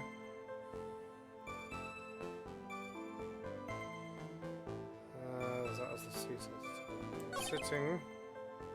So victim in the mirror, divided two halves. There's only one seat from which you could have seen the victim. That was the victim's...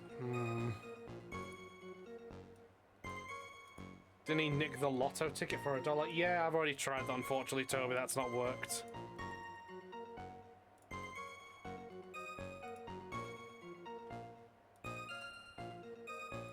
Telepathically communicating the answer to you, thank you.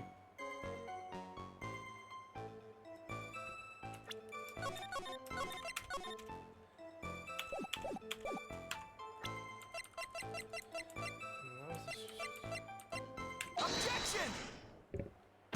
Let's try this, but it seems to have worked. This piece of evidence contradicts with the testimony we have heard, Your Honor. Crime photo? Yes, this photo clearly shows something that theoretically should not exist.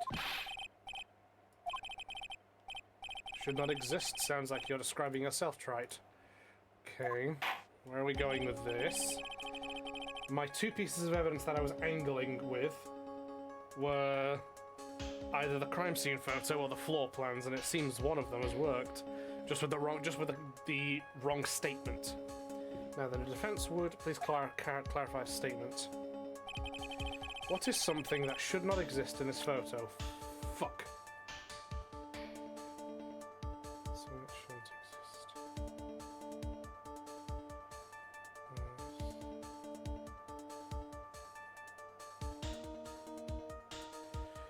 Me and Beef were discussing earlier how Tigray is going to be found dead having shot himself in the face 12 times. Yeah, because he was talking about how Viola is dumb, and it's like, if the mob find that out, he's bro's donezo.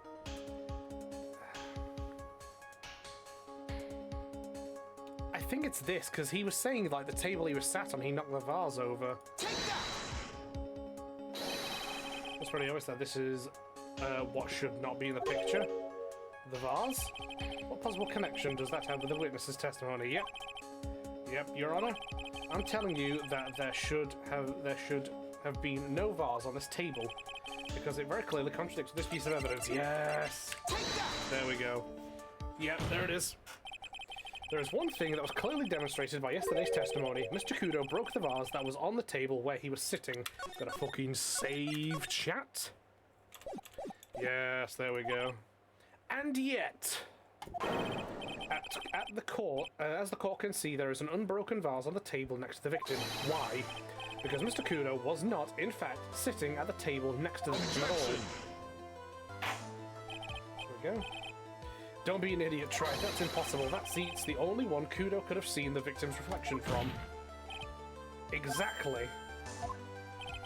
There is only one conclusion we can draw from this contradiction. There was no mirror at Trebian that day. Your testimony, Mr. Armstrong, is an elaborate lie. Mon Dieu! Objection! Good lord, that man's got a big ass.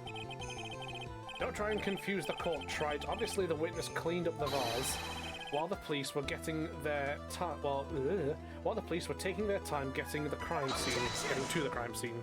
I'm illiterate. Hi, I can't read yet. Nice to meet you. Unfortunately, Mr. Godot, that doesn't quite work for me. Mr. Armstrong already testified to the contrary in his own words. I did not touch anything else except the mirror. Ugh.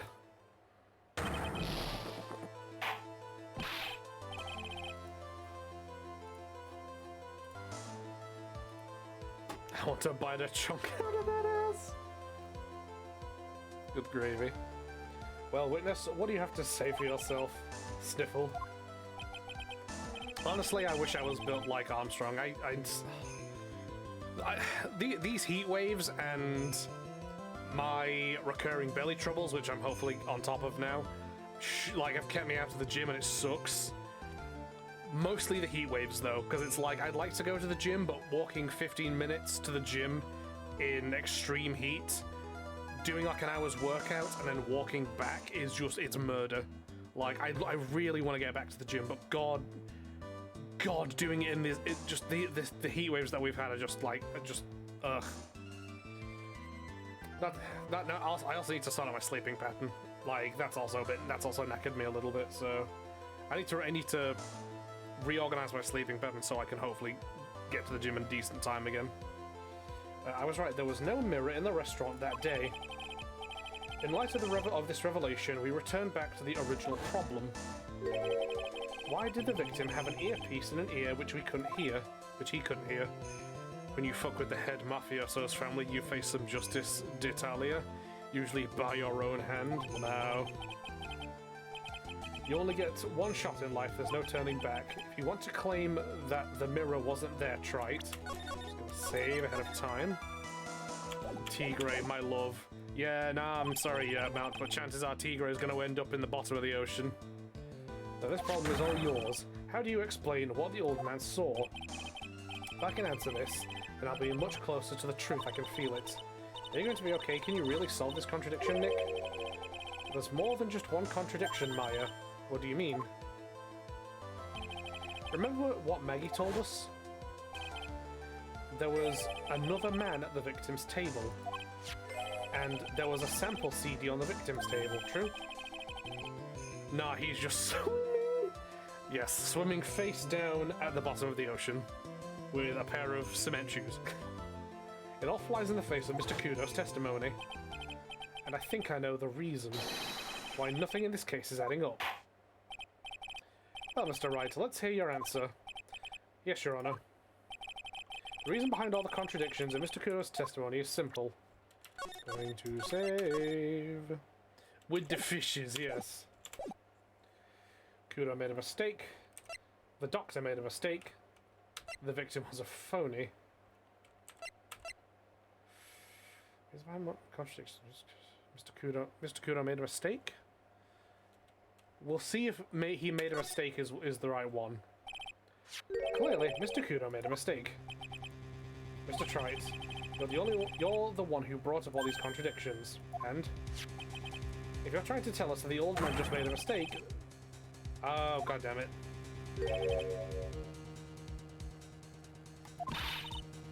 God fucking damn it! It's a good thing I saved. Right. Could have been a mistake. The victim was a... Do the ear doctor made a mistake. See what happens in that one.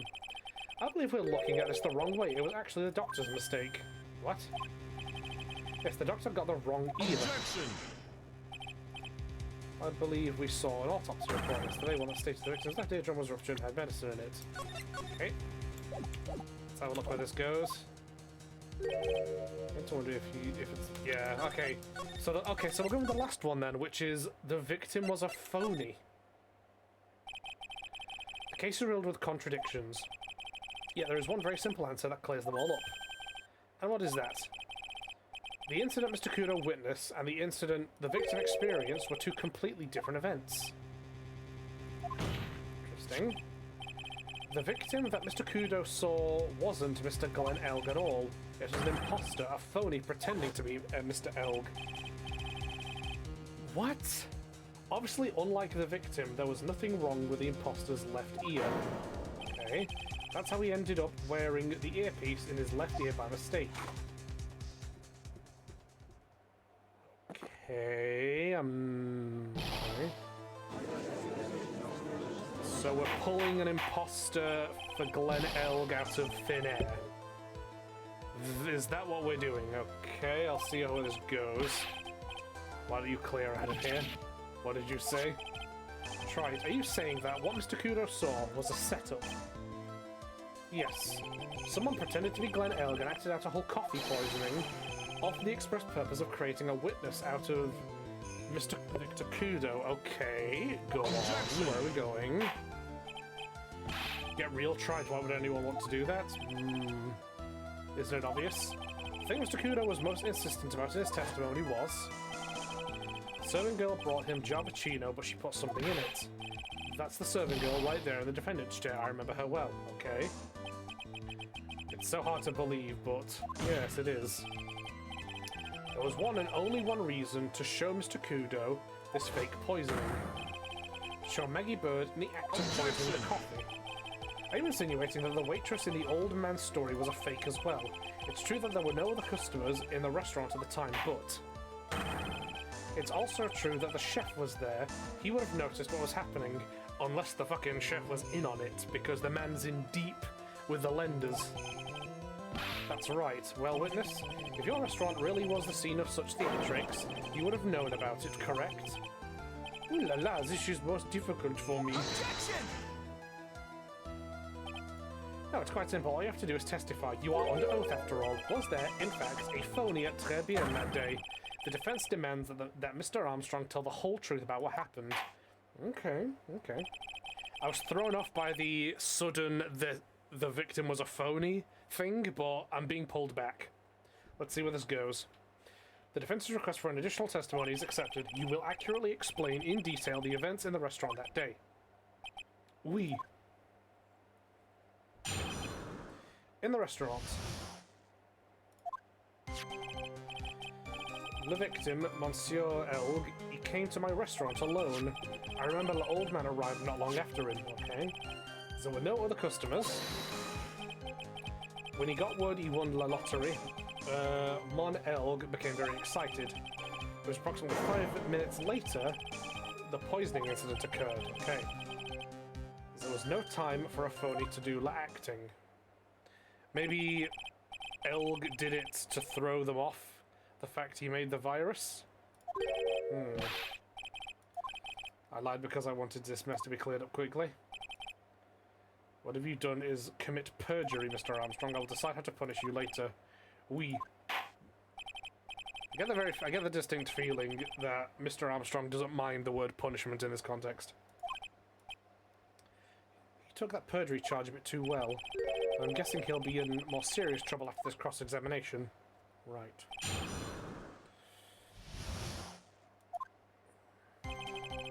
The victim, Monsieur Elg, came to my restaurant alone. Hold it! Was he alone at his table as well? Mais oui. I saw him from La Kitchen.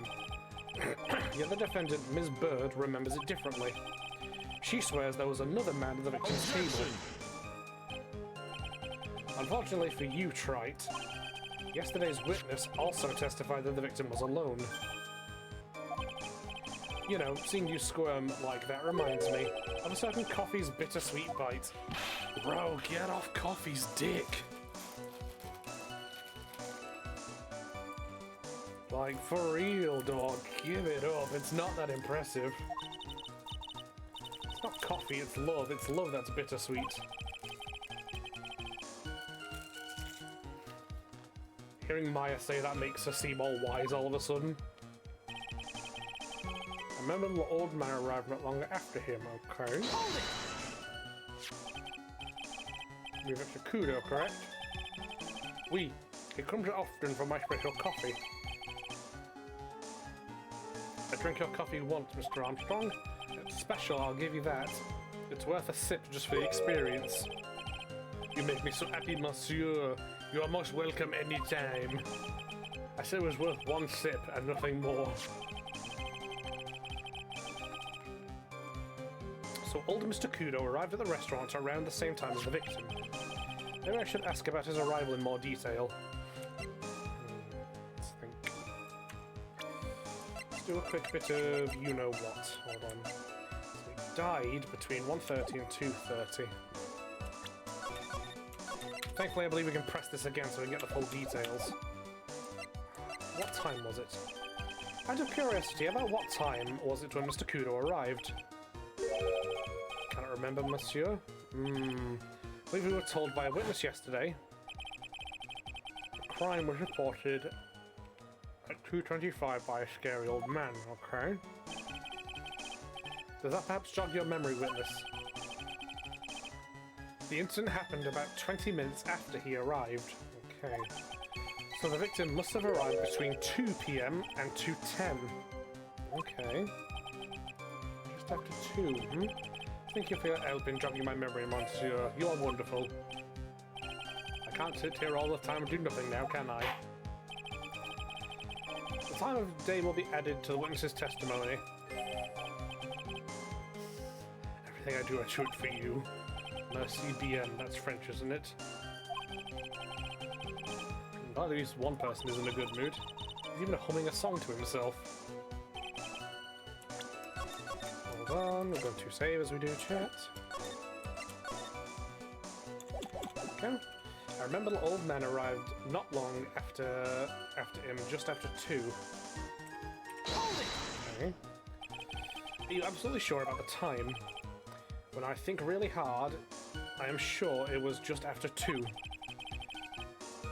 What do you mean you can't sit there and do nothing? That's all you do, you senile old slaphead. Very true, yes. Right, I was break for lunch when the restaurants were serving their specials. I've been known to wind up a case early just to make it on time. Guess you should never get between a hungry judge and his lunch. Oh, would you look at that? It's almost lunchtime already. Witness, get on with your testimony, please. I wonder. I wonder, chat. Bear with me.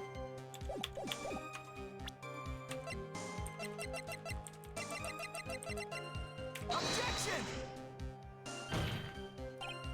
Yeah, that's expected, that's fine. Oh, no other customers, okay. So your only customers were Mr. Kudo and the victim. How many times do you need to ask the same thing, trite? You'd never catch me drinking the same blend twice. Huh? You're trying to establish the presence of a phony victim in the restaurant, but you're wasting your time. You can't grind birdseed to make coffee, you catch my drift. Well, there's a hole in this testimony somewhere, I'm sure of it. When he got word he won lottery, he became very excited, okay? Did you see him? No, I was in the kitchen, but I heard him, okay? Remember him shouting, yes, $500,000, okay? Presumably the defendant heard that too then, correct? Maggie? She looked like a poor little frightened dove. And what about Mr. Kudo? The old man choked on some bird seed that got stuck in his throat. Interesting. Approximately 5 minutes later, the poisoning incident occurred. And what were you doing at that point? Without any customers, you must have had time to kill. I'm a multi-talented woman, monsieur. Sorry, what do you mean? There is la renowned chef Jean Armstrong and la tragic poet Clarence Armstrong, Clarice. I was writing a poem, an angry tale of a chef in $500,000 of debt. Cooking for a man who won $500,000 on la lottery. I call it pourquoi. It means why. Perhaps I could recite it for la course. He keeps referring to himself as a woman. This motherfucker needs HRT. Like, this motherfucker was born into the wrong gender. Like, he's either needs to get on an estrogen and become what do you call it, a trans woman, or he's like gender fluid or something like that. Like, he's like you know what I mean? He keeps referring to himself as like a petite woman, and you know, he's giving vibes. He's giving vibes. Might be gender fluid, yeah, exactly. Yeah. So no time for a phony to do acting. Yeah, this motherfucker's gender fluid, chat. Yeah. I mean, you contacted the police as soon as the incident occurred. I asked the old man to call from the payphone. By your own argument, trite. Hashtag gender solid. The purpose of this phony victim's performance was so the old man would see it. In other words, once the incident occurred, the opportunity would completely disappear. Indeed, bien, it seems the shadow of doubt has been lifted, n'est-ce pas? I guess Mr. Armstrong is connected to this case, huh? Absolutely. We are a single-brained organism. All three of us, yes. Someone was impersonating Mr. Elgar, and I refuse to believe he was there the whole time after all.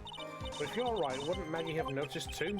She fell unconscious when the incident occurred, remember? Ah, you mean that's when the phony staged his act. We'll know for sure once I find a hole in this testimony. Okay. Okay, to respond to loan, and the old man arrived. Hold on, I'll check some shit. Call the police by payphone. Okay.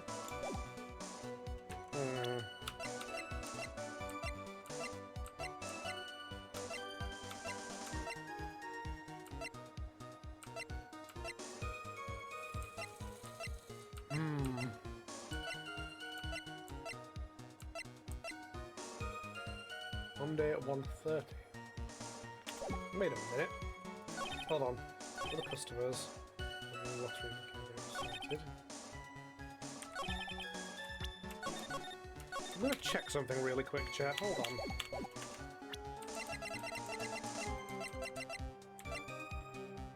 Objection!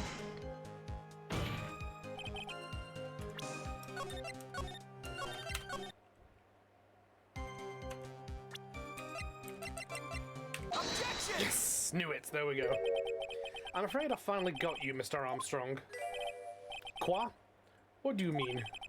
At the time in question, the victim was listening to the radio with his earpiece. The show he was listening to was Millionaire Radio. Each week they announced the winning numbers of the $500,000 lottery ticket. Oui, that must be la show Mo Elg was listening to. I can't see any problems with this testimony, Mr. Wright. I wonder.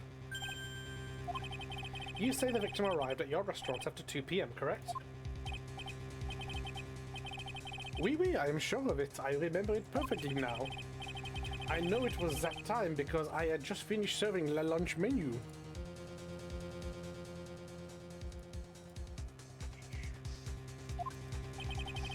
Get to the point, try it if you have one. That show is broadcast live at 1:30 p.m. and it claims to be the most thrilling 10 minutes of your life. It's on the air at 1:30? Now supposedly, the victim made some noise when it was announced that he had won. And yet I don't believe his cry of joy could have occurred after 2 p.m. Because the show had already finished more than 30 minutes earlier by that point in time. Yep. This victim we've been told about has done nothing but the impossible. Listening to the radio with a ruptured eardrum, catching the show that was already over. There's only one conclusion you can draw from these facts. This victim was an imposter acting out the poisoning 30 minutes after the real murder. Yes, there were 2 Glen Elgs in Trebian that day. The real Glen Elg, now dead having been poisoned by the real killer, and a phony Glen Elg acting out the events for Mr. Kudo to witness. It certainly seems that way.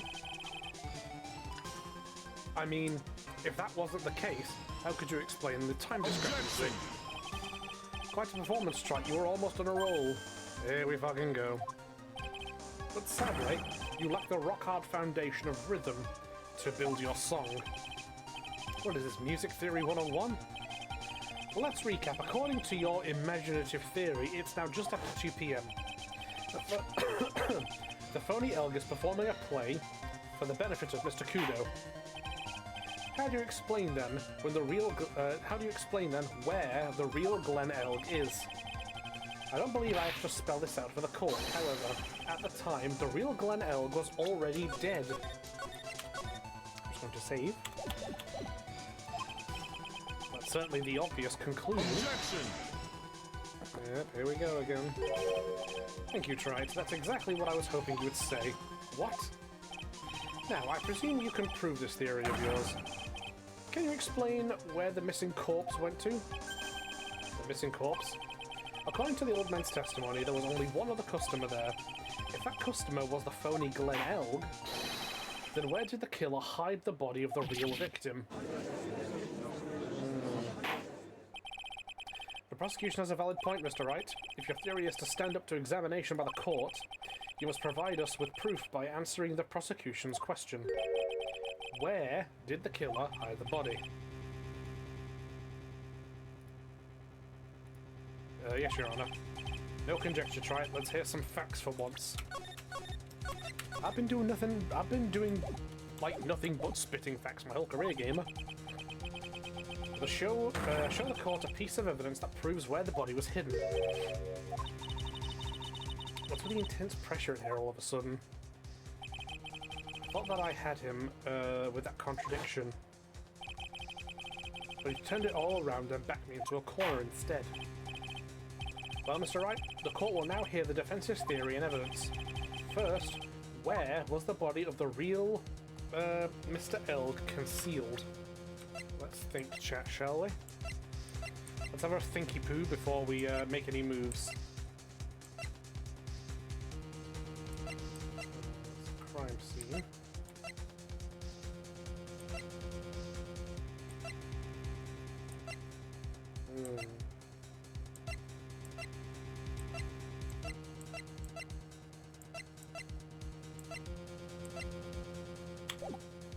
I think that they hid his body inside the restaurant. It'd would. That's not correct. It would either be it'd would. Big brain thinking. It'd would. That doesn't make sense. It would have been, or it'd have been. It'd would doesn't make sense grammatically. Obviously, the body must have been hidden somewhere inside Très Bien. Interesting. But where could a body have been hidden inside a restaurant? Perhaps you would care to show the court these plans, Mr. Wright. Yes, Your Honor. The exact location of the body was concealed inside Très Bien. Let's think this through. I think the kitchen, because as far as we know, the only person who was in the kitchen was Armstrong, and as we know, Armstrong is a collaborator with Tigre. Pardon me. So I think that you would have hidden him somewhere in the kitchen. Take that! The body was hidden here. I see. Kitchen freezer. Oh yeah. Nice supposition. The real question is, can you back it up? Where's the evidence that proves the body was hidden in that location? Let's try the medicine, because like as a theory, as we do, let's think, why was the medicine bottle that belongs to Glenn Elg in the kitchen? Because they hid his body in there, and then when they, at some point when they moved him, it just rolled out of his pocket, or the medicine bag or something, right? I think that's what it could be. Big brain thinking. We be doing that. Just kind of a quick search over, but I think that's the correct thing. It's got to be either to do with the prescription bag. Victim got this from the doctor before going to Très Bien. The bag is empty, yep, because it was found with him. So I think it's the small bottle. Let's try this. Mr. Armstrong, do you recognize this bottle? No. I have never seen that ugly bottle before in my life. I only use the very best bottles, monsieur. The highest quality only for me. Where was that bottle found, Mr. Wright? Interestingly enough, Your Honor, it was found in the kitchen of Très Bien. Eh, quoi? But I only ever use these bottles for my aromatherapy oils. But this bottle doesn't contain aromatherapy oil, Mr. Armstrong. No, it contains a medication. What kind of medication? I'm sure everyone remembers, don't they? Mr. Elg visited oh fuck me, it's this word again. Mr. Elg visited an otolaryngological clinic and was given medication that day. You can't be serious. The defense had the contents of the bottle analyzed, and I have the lab results here. The contents of the bottle match the prescription that was given to Mr. Elg. Blah! Glenn Elg's murderer hid the body in the restaurant kitchen, at which time this bottle fell out of the victim's pocket. Mr. Armstrong, when the incident occurred, didn't you say you were in the kitchen? Mon Dieu! Yes, you know what I'm about to say. It was you who hid the victim's body. You did a fine job pretending to defend my client, Maggie Bride Bird. However, you were setting her up to fall behind the poor girl's back. No! This is an extraordinary development. Witness, did you murder Mr. Glenn Elg? Never. I could not do such a horrible thing. No! What occurs? What? Oh, it's Godot. Mr. Godot? The bitterness. Oh, God's sake, he's at it again, chat. Every time I get lied to, I always down a mug of coffee. That's one of my rules. Do you have the slightest idea how many cups you've had by now? Then I'd like to do the same to the person who lied to me. I like to take him down with my empty cup. Listen up, chef. How about a brand new flavor in your ear, my H-deficient friend? Je vous demande pardon? Please, you must hear me out. It is a trap. Listen to me. Por favor. Yo hablo español, Mr. Armstrong. I was about to say por favor is fucking Spanish. I'm only going to ask you once. Did you do it? No, no, no, no. Absolutely not. We got his ass now. Let's hear it. You've got one shot, right, Gramps? Witness, the court will permit you the chance to make one final statement. Let's lock in, chat. Frogget! Oh my god, hi! Good to see you again, Frogget. How are you? How have you been? And yes, it's Ace Attorney. We're on the we're on the third case of the third game. As does my gavel. Oui, it is clear. Pretty good but tired. Miss sympathies. I hope you're resting yourself up and or hydrating as well. What do they always say in the movies? I've got a bad feeling about this.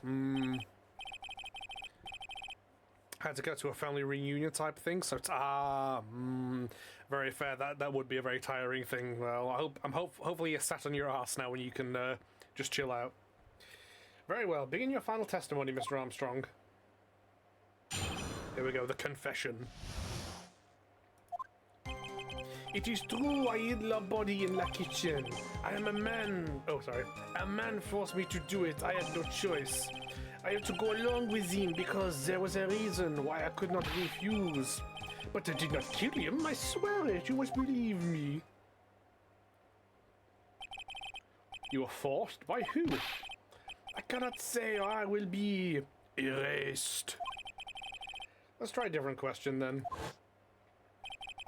When Mr. Elg died, was he really the only person at his table? Oh, my sweet gender king queen monarch is back.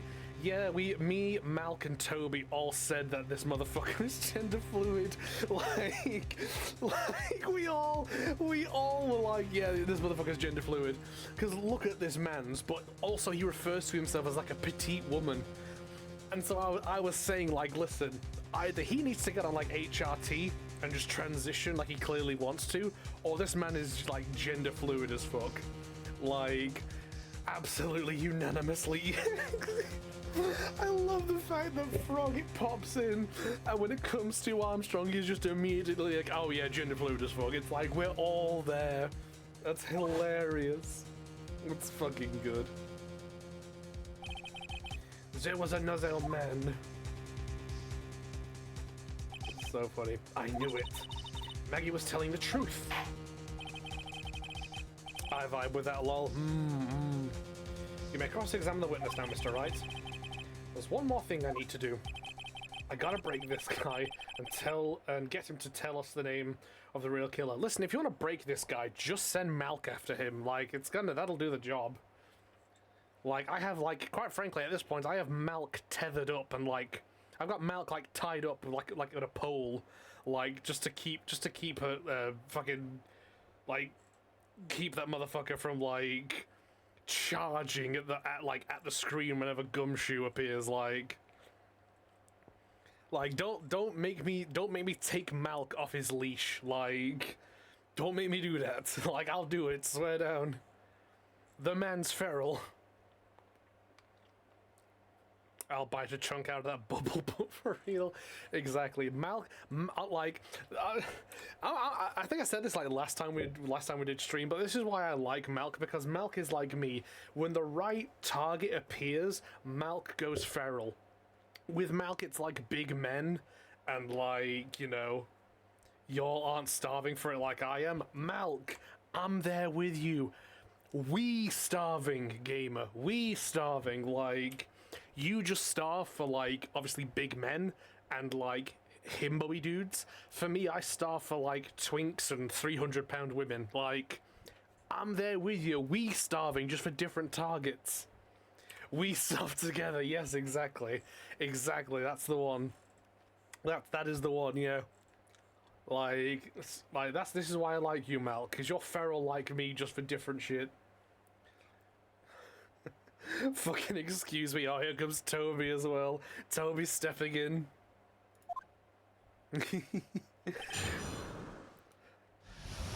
Malk writes poetry, though. I'm never gonna get over, by the way.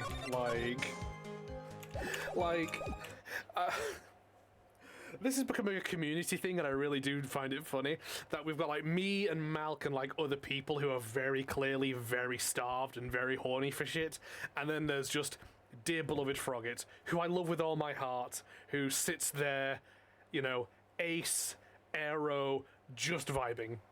Like I love that so much. It's genuinely one of the funniest things about like the small community I have. Is like we got some starving motherfuckers in here, including me, and then there's just Frogget, who again love with all my heart, just there vibing. It genuinely makes me so happy. It's genuinely so fun. Like I gave away my sexuality to everyone else. Yeah. Please take some of it back, Frogget. The yearnings are too much. Right. Right. Did you carry the body by yourself? Oui, I carried him. I carried Maggie too. He is big enough that he could do that. When she saw the victim collapse, she fainted. No can do. Darn. I could not leave us there. But why did you hide the bodies? I am eating bad, brother. For tomboys and goths and punk lassies and femboys and bears, I'm mal. Yeah, Toby's also starving. Bless his soul. Bro just wants to have, what is it? What is it now? Toby just wants, Rogue. I think that's who it is. Toby, it's Rogue from X-Men, isn't it? And soon, thank you, Toby.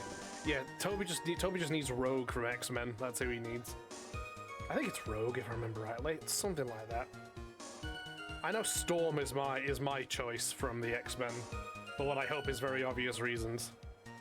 Man forced me to do it. I had no choice. Armstrong, you could be my queer king monarch ruler person. Goths, tomboys, and bears are my lol.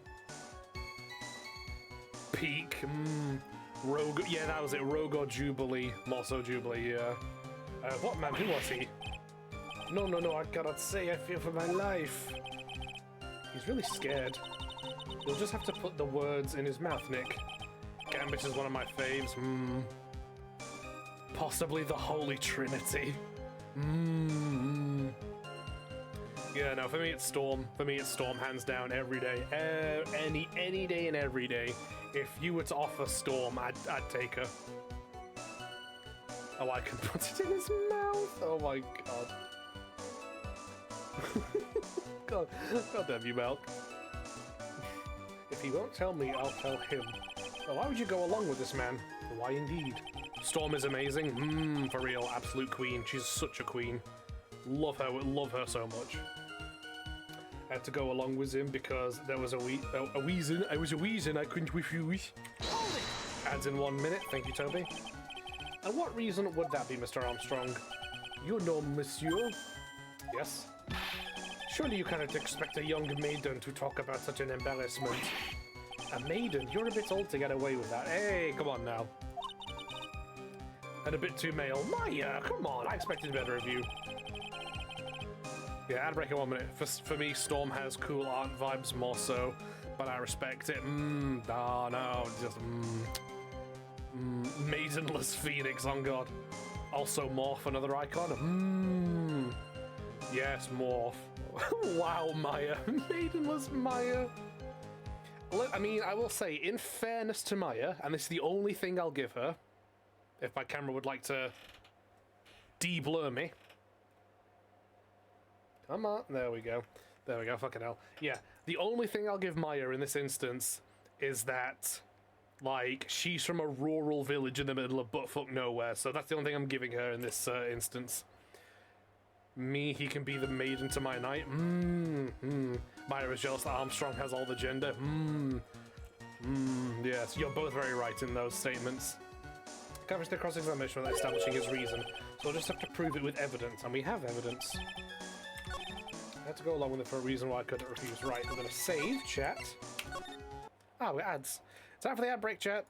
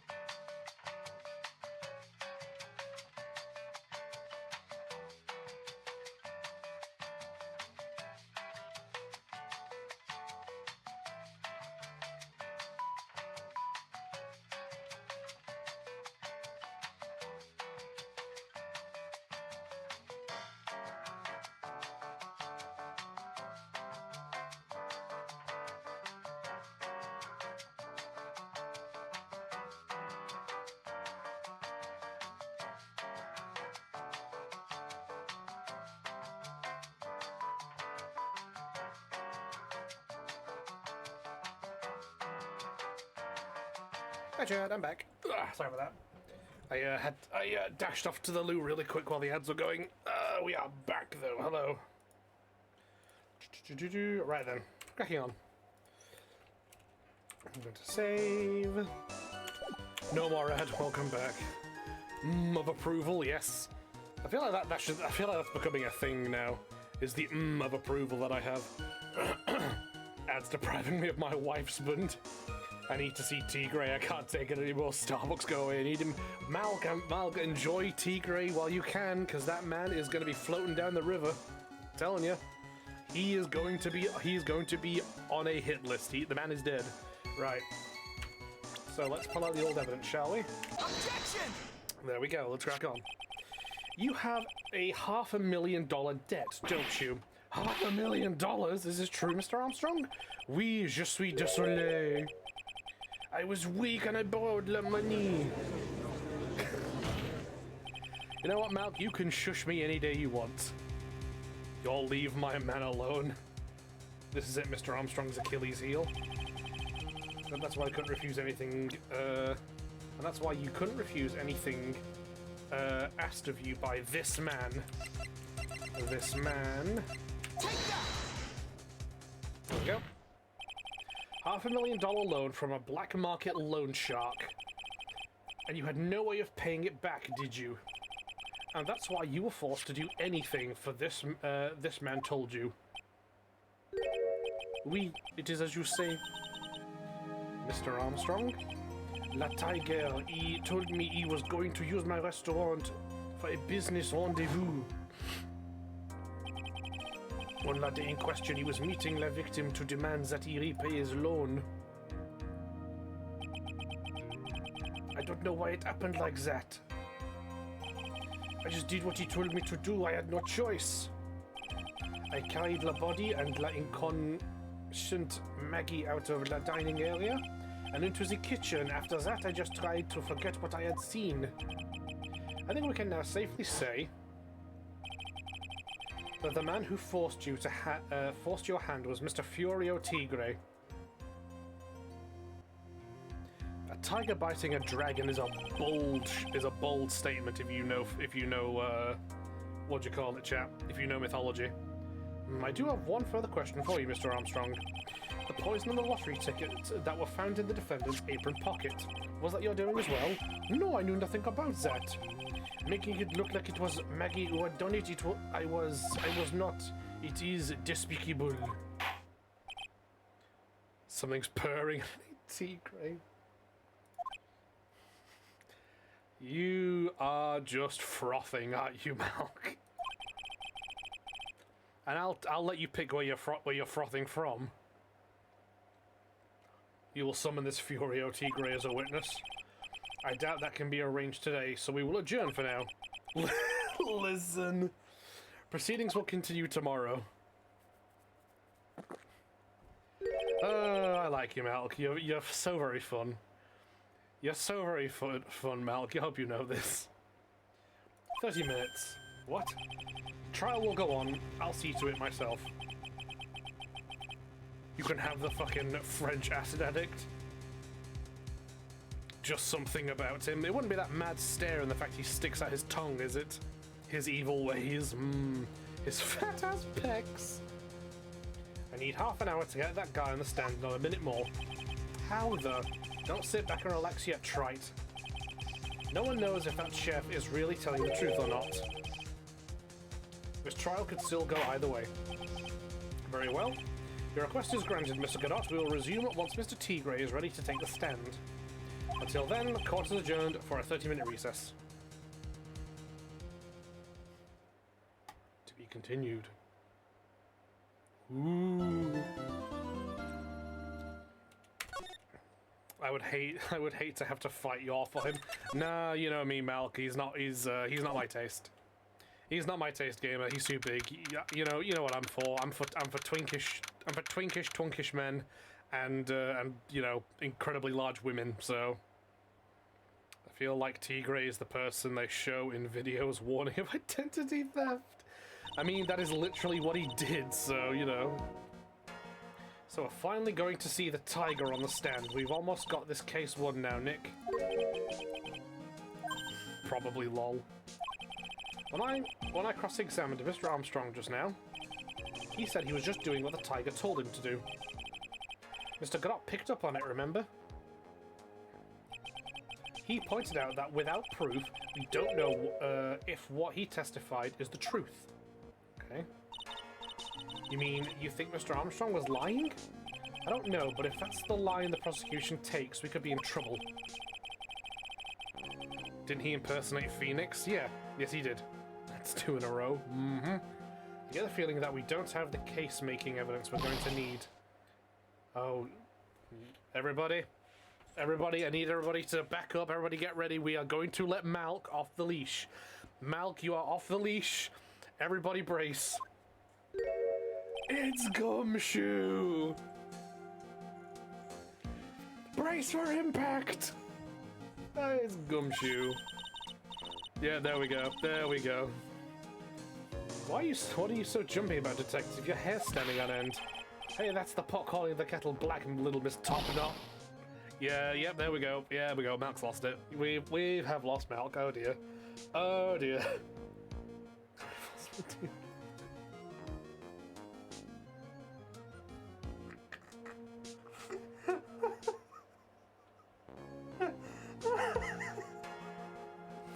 Are you?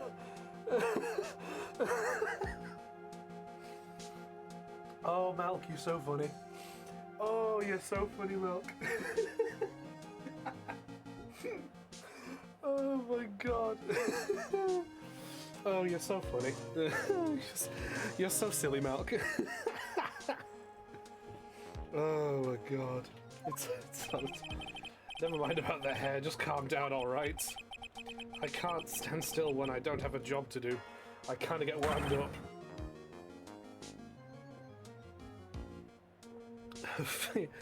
That was very uncouth of me.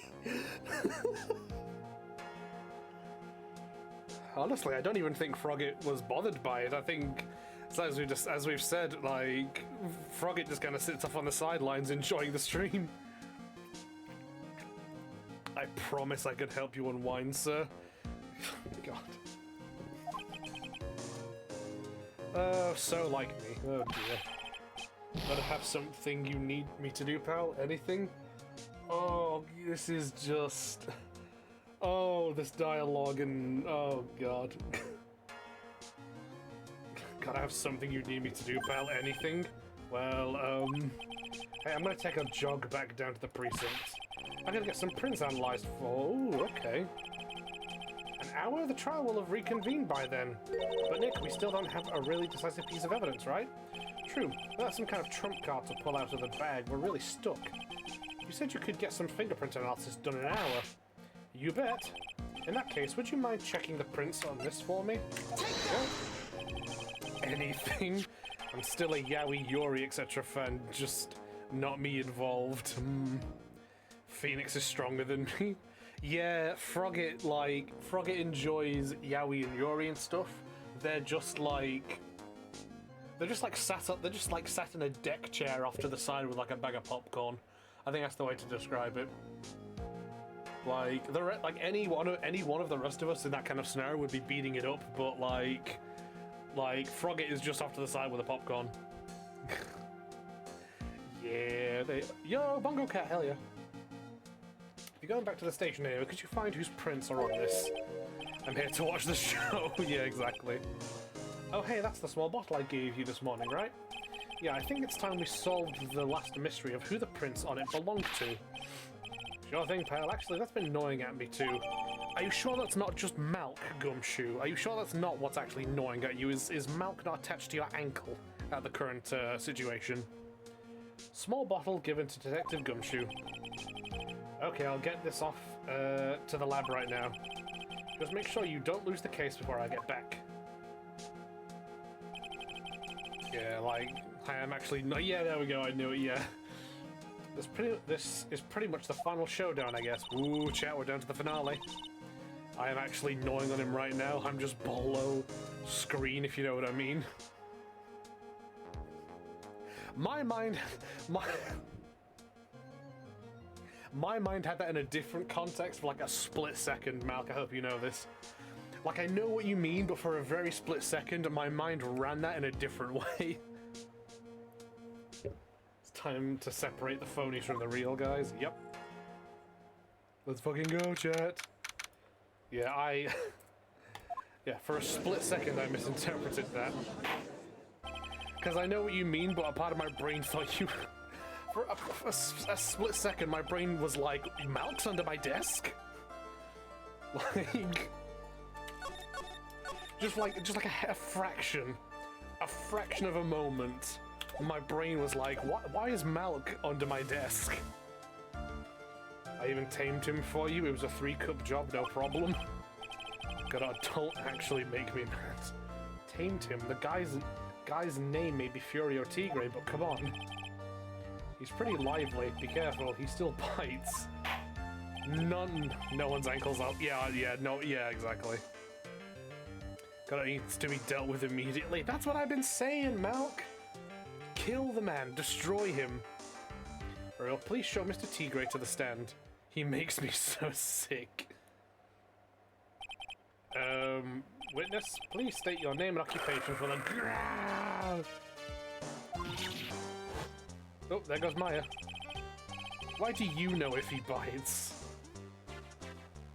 I'd like to think he means metaphorically, Malk. Let's, you know... Malk, do I need to, like, leash you again? Like... Do I need to, like, leash you out back again so you're not, like, scraping at the door? Don't hide under the table, Maya, unless there is room for me down there, too. It's gonna be the back shots heard around the world.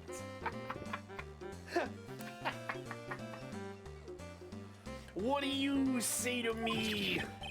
Nothing, I didn't say nothing, honest. Who could have guessed that fear would induce a bad Brooklyn accent in the judge? I got business to take care of, you hear? So who the hell called me into this hole? Was it you, Spiky? No, of course not. It was the judge. Judge has left. Judge, wait, Mr. Wright has a brother? Your Honor? Oh dear, I seem to have dropped my pen. We're on a visit. Don't mind me, just carry on the proceedings as normal. Rip it all off, Tigre. That's it, we're doomed. Maybe you didn't hear me. I said who the hell was it that called me into here? There's no need to shout, we can all hear you. What do you say? There's no point struggling, you're caught in a snare. The relentless snare of the law. And I'm the one that holds you in. Grr. Too cool. Don't let him get the better of you, Nick. Let's start with the basics. You know about the incident in question, correct? Incident? I don't know nothing about no stinking incident, Mask Boy. You mean you didn't attend the previous trial of Maggie Bird? Maggie who? I've got more important things to do than watch courtroom dramas. Of course, well, perhaps you could give us your testimony then. Please tell us about what you did on the day of the murder. Phoenix Wright. You was the one who set this up, didn't you? You was gonna regret the day you ruffled the tiger's fur. You hear what I'm saying? God, your theme is taking away his cool your theme is taking away his cool theme. Honestly, like, I've heard a rendition of Godot's theme, and it's honestly really good. I actually really like when they do an orchestral version of Godot's theme. I just hate Godot. He's a bum. He's a bozo. He's a twerp. Gulp. Maybe I should have brought a diaper with me today. Get a grip, Nick. Tigre, I have pinky promise. I have Tigre with fur you can ruffle. It is good in orchestral. Yeah. I don't know nothing about no murder.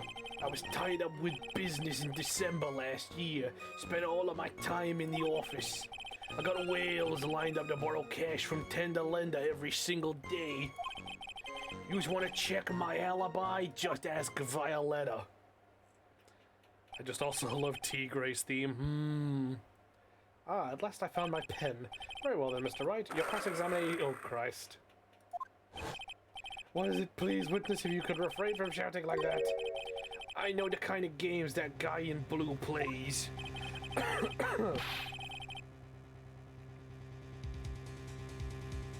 Christ, try not to perish from doing that voice. Pardon me, chat. That lowlife ain't no lawyer, he just punches away stupid details till he wins. Lowlife? Me? Listen up, smarty.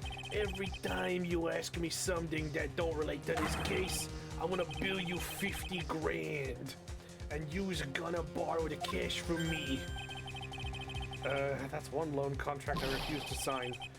I don't think it ain't gonna hurt when you tangle with the tiger.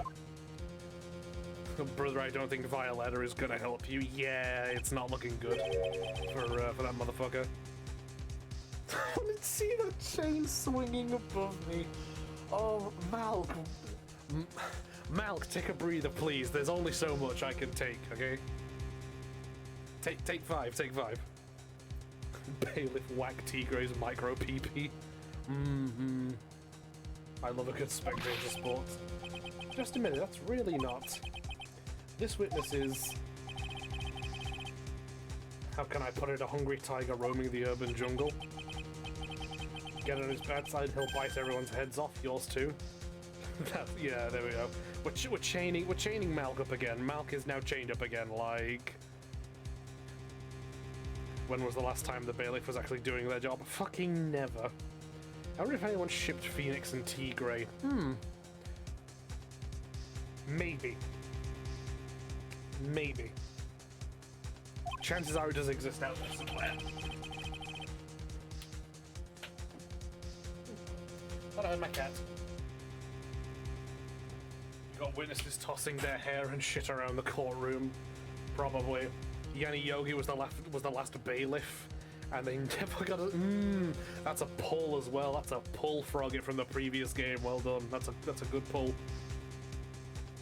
Very well, I have no choice but to impose a penalty system here. Oh wait, no, that wasn't the second game. That was the first game, I think. That's a fucking... I think that was the first game. Might have been the second. I can't remember. But that's a good pull. Yous better be listening. I said I got business to take care of. Big business.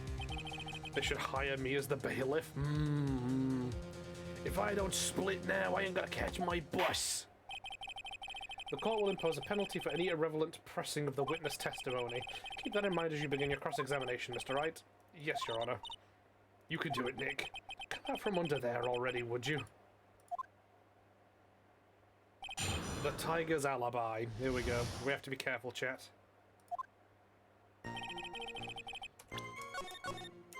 Just going to save, as we do. I don't know nothing about no murder. I was tied up with business in December last year, spent all of my time in the office.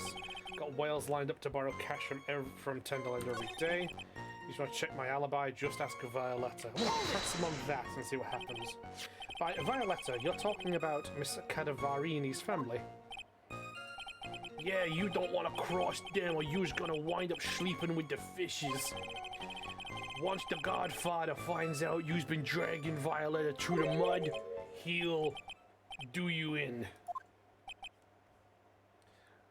Yep. Sorry, I couldn't quite put it all together towards the end there. He said just like Viola, didn't he? Oh, he said that just like Viola. I get the feeling this might not be the right time to probe him about her.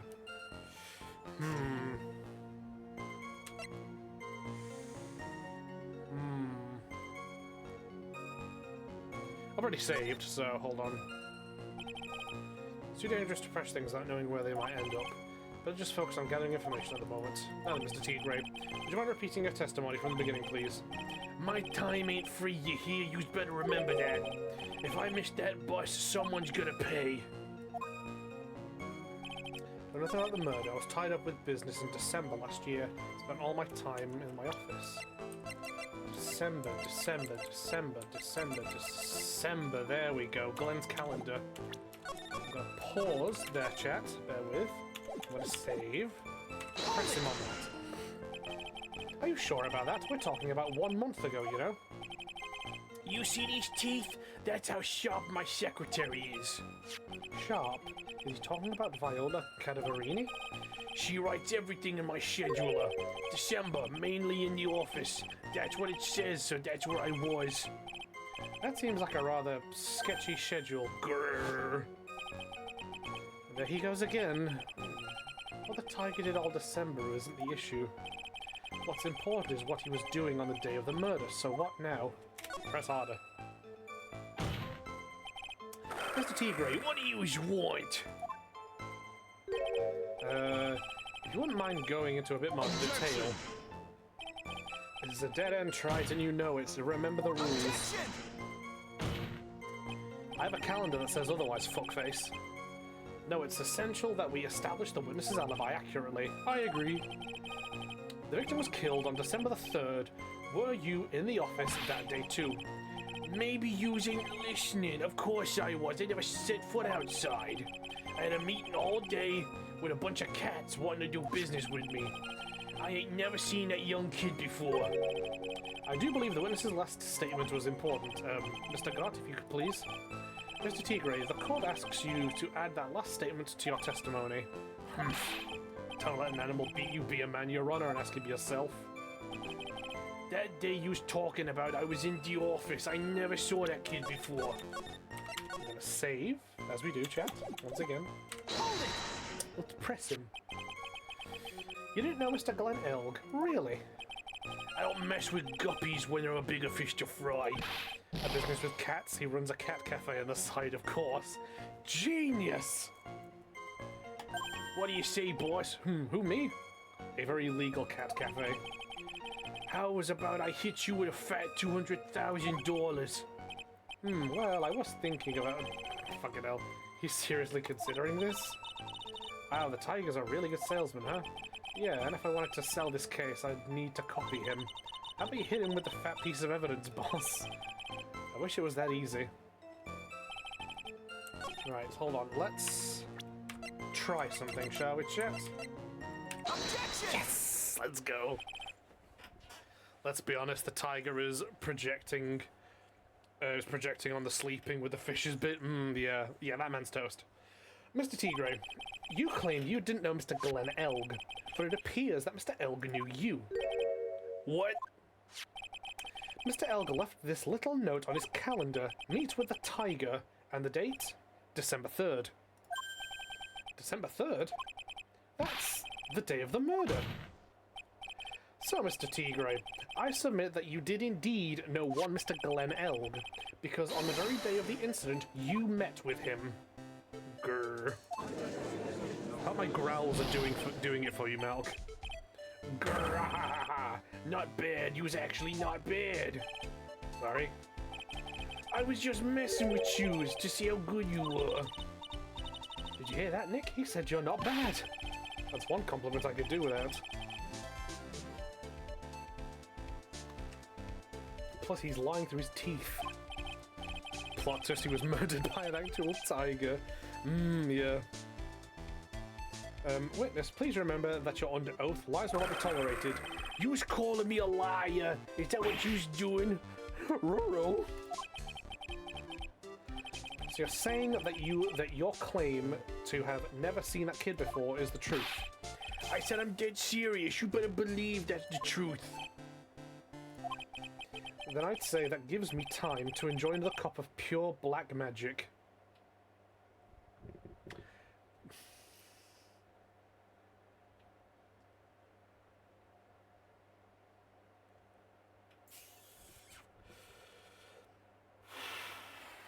Not gonna say anything. I'm not gonna say anything. Not gonna say anything. I am not gonna say anything, chat. That is while you testify for the court again, Mr. Tigray. Oh, yes, would you mind indulging the court, witness? You never actually met the victim? That's gotta be a lie right there. It's time... Oh, I thought that was fucking Tigray talking again. It's time I nailed this guy. The victim, Glenn Elg. I ain't no liar, I never met Glenn Elg. There was some lame guy with that name, though, wanted to borrow cash from me. I set up a meeting with the guy at my office, tender lender. I waited around for him, but he ain't never showed.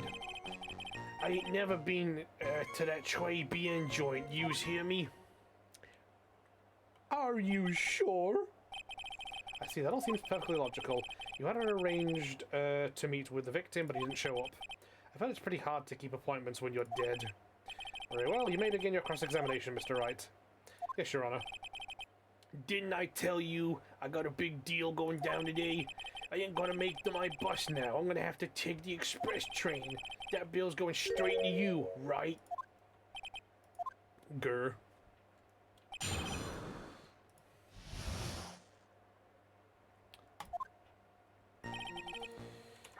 Let's just save and hold on. We're gonna fucking... Never been to Trabian, you say? We're gonna press it, cause I've got evidence, fucker.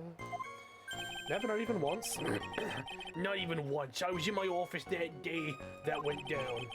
I didn't put no poison in no kid's coffee, capiche? You think he really didn't meet Glenn Elg? Unlikely. Because I'm convinced this guy's behind the whole thing. So you mean that the whole testimony he just gave was a lie? Of course. So we can't afford to give him time to think of ways to plug the leaks in it. I've got to nail him while I still can. Right, hold on. Let's just... Matches found, used for advertising found lying in tender lender. Objection! We're gonna get this bastard. Mr. Tigre, is there something you'd like to tell the court about these matches? Matches? What are you talking about? We found them in your office at Tender Lender. They're from that restaurant. Huh? If you've really never been to Très Bien before, what was a book of the restaurant's matches doing on your desk?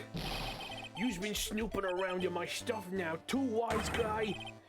What are you, my ball and chain? Ain't no broad controlling me. God willing, no broad ever will. Well, witness, I think it's time you started telling us the truth, don't you? Sorry, I'm terribly sorry, please forgive me. I ain't no pussycat, I don't go back on what I said. But okay, I was at the joint that day. What? But listen good, alright. I might have been there, but I still never met that kid. Mm-hmm. Well, well.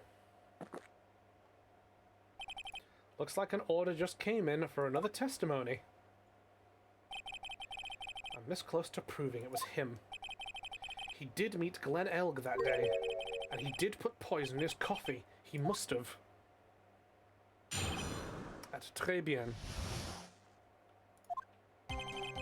I was supposed to meet with the kid at the restaurant that afternoon. When I opened the door to the joint, I saw one ugly scene. The guy was laid out over the table, stiff as concrete. I figured if the place wasn't hot already, it was gonna be, so I split. I heard the cop sirens on my way out, and I went back to my office. I see. You didn't actually meet with him in the end, then. Well, Mr. Wright, your cross-examination, please. Yes, Your Honor. Hold it! If I wait around here any longer, I ain't even gonna make it the normal express. No more stupid questions. Ha! No problem. Anytime Trite presses you on something irrelevant, I'll see he pays a penalty. So you're saying you just left a dead guy there? Not his business. The bro just left. Mr. Godot, that's my job.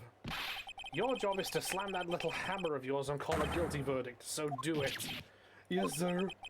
A special express ain't cheap, right? Just so yous know, since yous gotta pay. Oh man, doesn't the rule of law mean anything around here? Fucking clearly not unless we do it. Right, here we go, chat. We're gonna save really quickly. Right. Supposed to meet with a kid at the restaurant that afternoon. Opened the door, saw one ugly scene. Guy was laid out over the table, still as concrete. Figured the place was hot already. It was gonna be, so split, heard the cop sirens on my way out and went straight back to my office. Okay. Who are we gonna get? Him to shit-talk Viola in court, and then he'll meet his new chic boots, a 238 specials, a razor blade, all of his own doing, of course. Yes, a tragic suicide, yes. I was with the kid that this afternoon. When I opened the door, when I was seen, the guy was laid out. Table, I figured the place wasn't hot already or split. I heard the cop sirens on my way out, so I went straight back to my office. Gonna save really quick. Hold it! You went straight back? Did a bout of guilt suddenly hit you for what you did? What you was trying to say? You was trying to tell me yous ain't never been guilty of nothing? We all have our crosses to bear. We all have to swallow the dark secrets we hide. Like this. We get it, bro. You chug coffee. Calm yourself. Quorum's not exactly the place to talk about dark secrets, is it? Seems you've done it again, Mr. Wright. Another irrelevant line of fuck off. Okay. That's not on me. Because I thought... Because look what he said. I heard the cop sirens on my way out. So I thought we were going to question, like... Yeah, exactly, Toby. Didn't it take a while for the cops to get there? Yeah. Like, that's what I thought the line of questioning there was going to be. It's like, wait, you heard sirens, but... Like, you know... It took a while for them to even get the payphone going because they sent the old man out. The place wasn't already. It was sort of split. The guy was laid out over the table, stiff as concrete. Opened the door to the joint, saw an ugly scene. The guy was laid out over the table. Supposed to be the kid. Noon.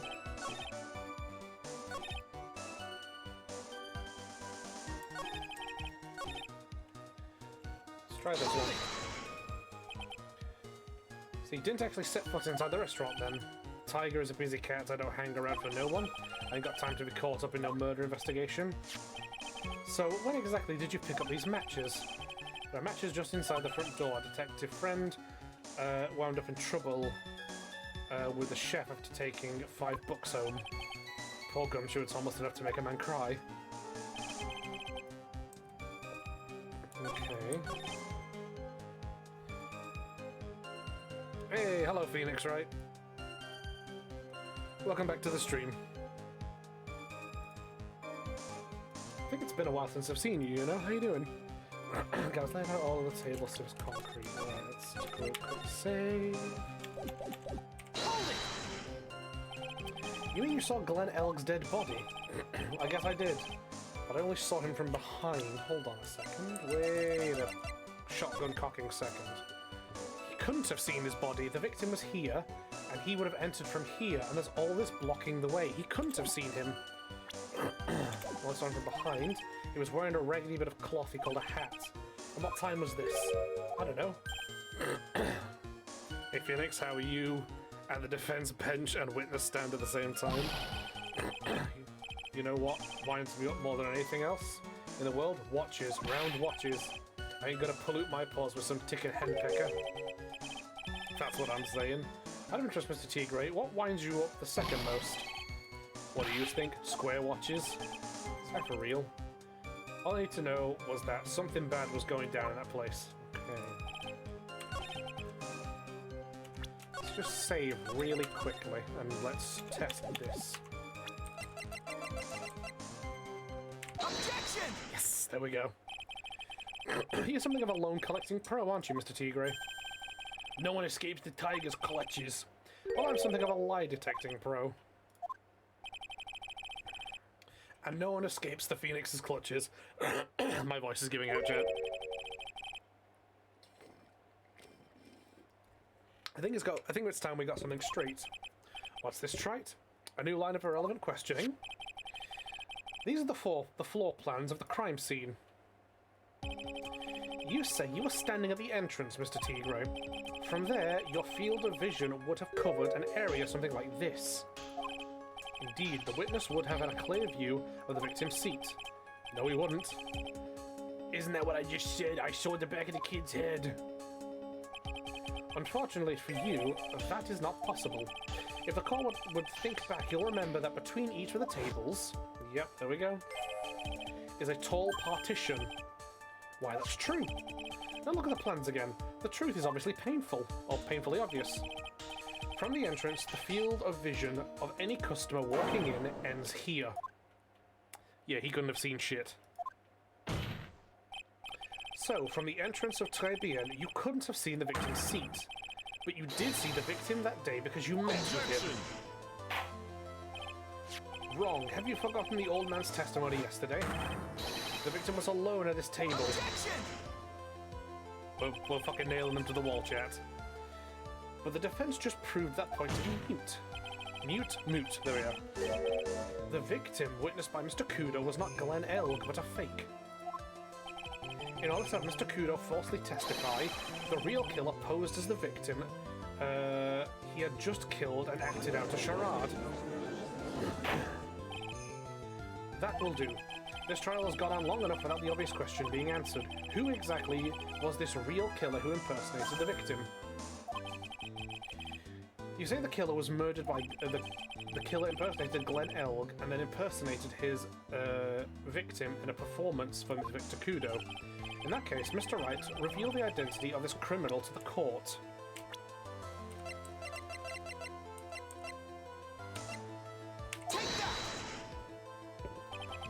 Obviously, the killer is Furio Tigre. No one else could have done it. What? Well, witness? Grah! Tween! Thank you for the hydro. Now that's cute. There we go. It's better. You think you can pin this on the tiger? Maybe you don't understand. The tiger is the king of the jungle. That's the lion, actually. So I dare you to say it again. Come on, you's got the guts. You can't threaten me, Mr. Tigre. It's the defense. Go ahead, tell the witness, Mr. Wright. Let's just do a quick little save chat, as we do. Mr. Wright? Sounds to me like it must be you, old man. You's got guts, I'll give you that. Mr. Wright, do not leave me to handle this alone. Perhaps I can end this embarrassment. Mr. Godot? Let's just go back over Mr. Kudo's testimony one more time. The old man didn't just see the victim, oh no. The serving girl brought him Giovacchino, but she put something in it. There's no question about it, she very conspicuously put some white powder in there. Was the victim he saw the real victim or not? That doesn't matter. The fact remains he saw the accused put poison into the coffee. Yes, it was the waitress who poisoned the coffee. There we go. Very impressive, Mr. Godot. Waiting for my absence to launch your attack. Ha! Found your pen at last, Trite? It was in my pocket. But anyway, Mr. Kudo witnessed two people that day. He saw the victim and the supposed Mr. Glenn Elg and the waitress from behind. Yes, your point, Mr. Wright? I think the conclusion is obvious.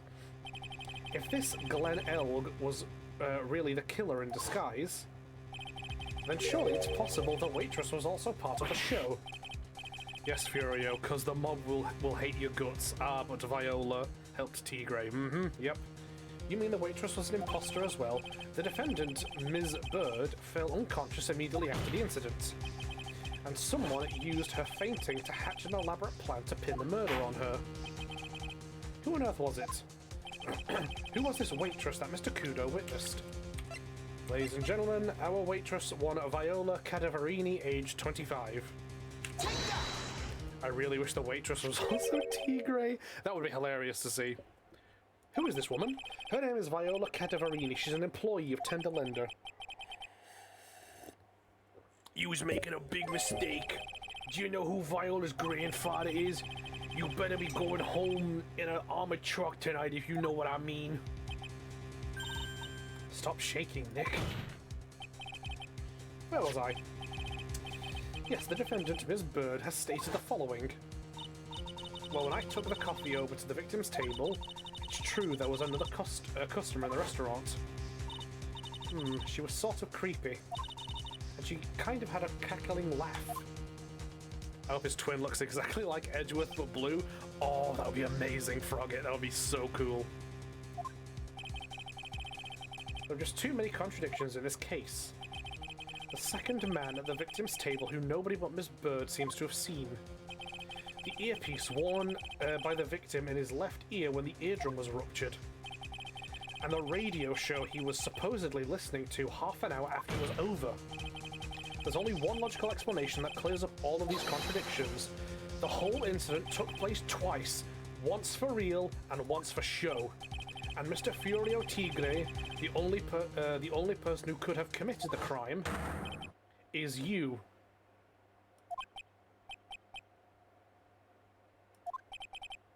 Witness, what have you got to say?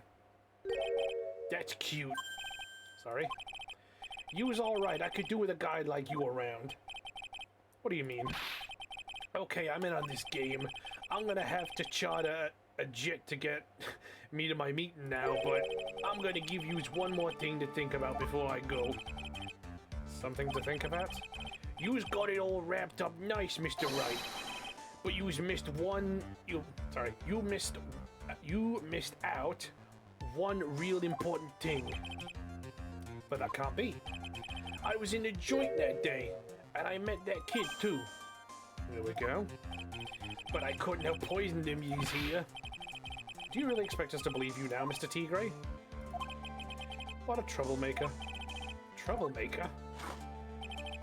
Looks like we're going to need another one of these for the road. Tigray, now you'll have to pay for a teleporter so I can get to my meeting on time. Pay up, right? Yeah, exactly. One more steaming cup of hot testimony. Indeed. Witness, you will explain yourself to the court. I will give you one more chance to testify. What happened that day at Très Bien between yourself and the victim? Here we go, chat. Ties to the victim. Yeah, I loaned Elk cash about $100,000. That day, he was due to have a little chat. The kid had hit his payback date, see? So anyway, he tells me he got no way to pay up. I'm about to flatten the guy when he starts screaming, yes, I won $500,000. He got lucky, you know, real lucky. If that waitress hadn't done what she done, everything would have been over. Okay, interesting. Now, I see that the principal amount you loaned to Mr. L was $50,000. Yeah, well, you's got the vig, to take into account. Interest builds up fast, you know. That's faster than fast. $100,000 is twice his principal. And the repayment deadline was December 3rd, the day of the incident in question. Yeah, he was one lucky kid. He got that $500,000 just in time.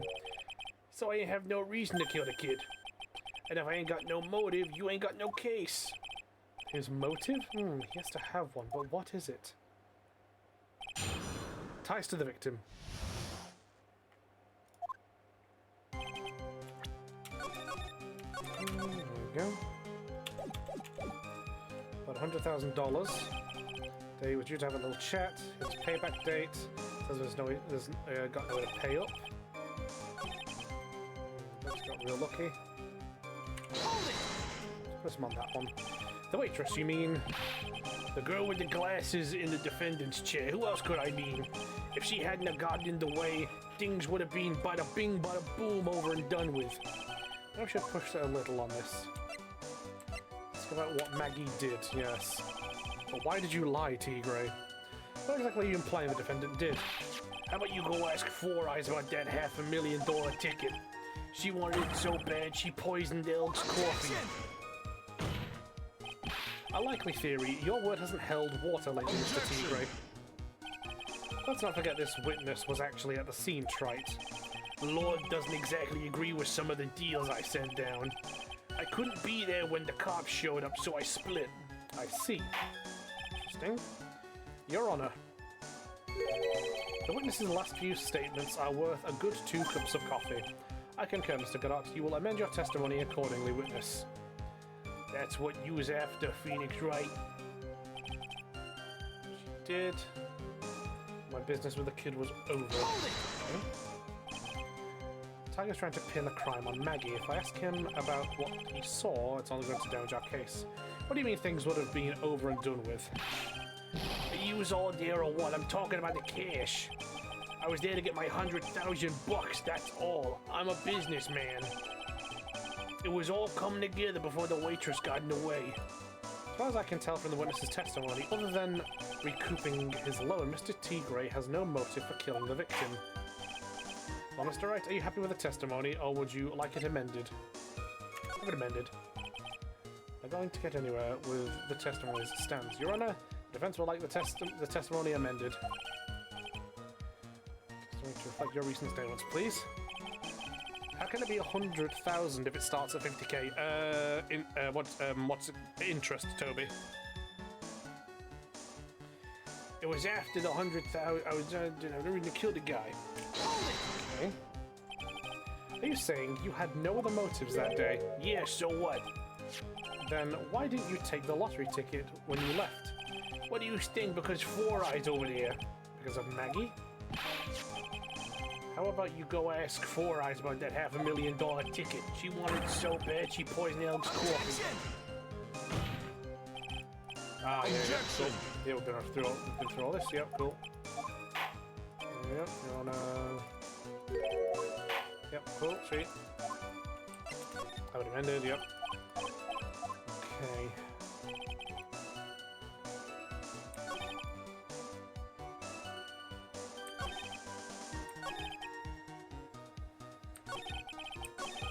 Hold it! How much did he have left on his debt? 100,000 bucks. Talking about a guy who had 58 cents in his wallet.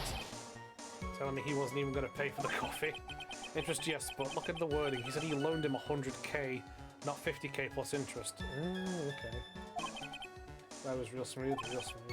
If your money in less than 5 minutes. Tells me the tender...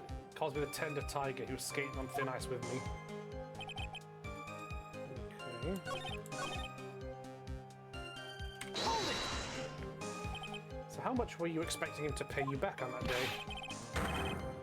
100,000 including interest. It's a real heavyweight punch. Once a client misses a repayment, you call the whole loan in. There we go. Okay. How much is he supposed to pay back every month? 50 bucks. But Mr. Elg was in a real sticky spot. $50 a month, he'd never pay that huge loan off. Would his motive be the compensation for the crash? Maybe. Hold it! Yeah, that's right. Hold it!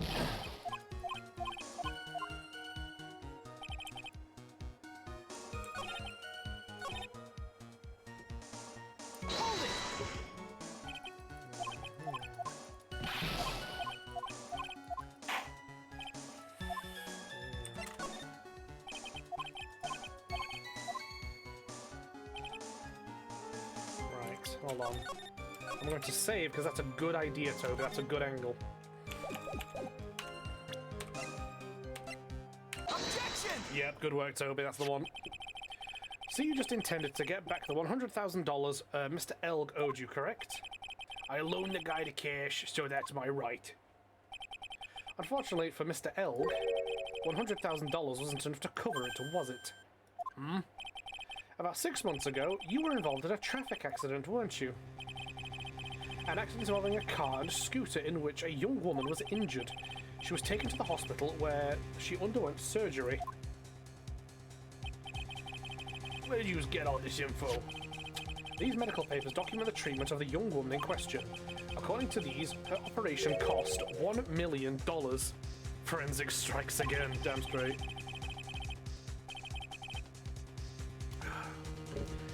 Payment for these expenses was due in December of last year and was paid in full. $1 million? A preposterous sum. Someone should sue these HMOs. No one would pay a bill like that. If the medical association got wind of it, the hospital would end up as dead as a morgue. Mr. Tigre had no choice but to pay, because his very life depended on it. Here we go, chat. Thank you, Viola, for helping us pin this mook. Damn straight.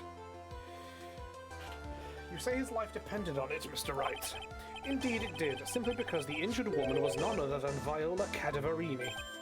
Did you say Cadaverini? Bruto Cadaverini, mob boss in charge of all the underworld activities in the city and doting grandfather to his precious Violetta, also known as Viola Cadaverini. Your life was in danger unless you paid compensation to the boss. Correct? It makes sense. You were desperate to acquire the $1 million Cadaverini demanded of you. So desperate, in fact, that you decided to sacrifice Glenn Elg's life to pay your debt. What do you say to that, witness? Objection! Here we go.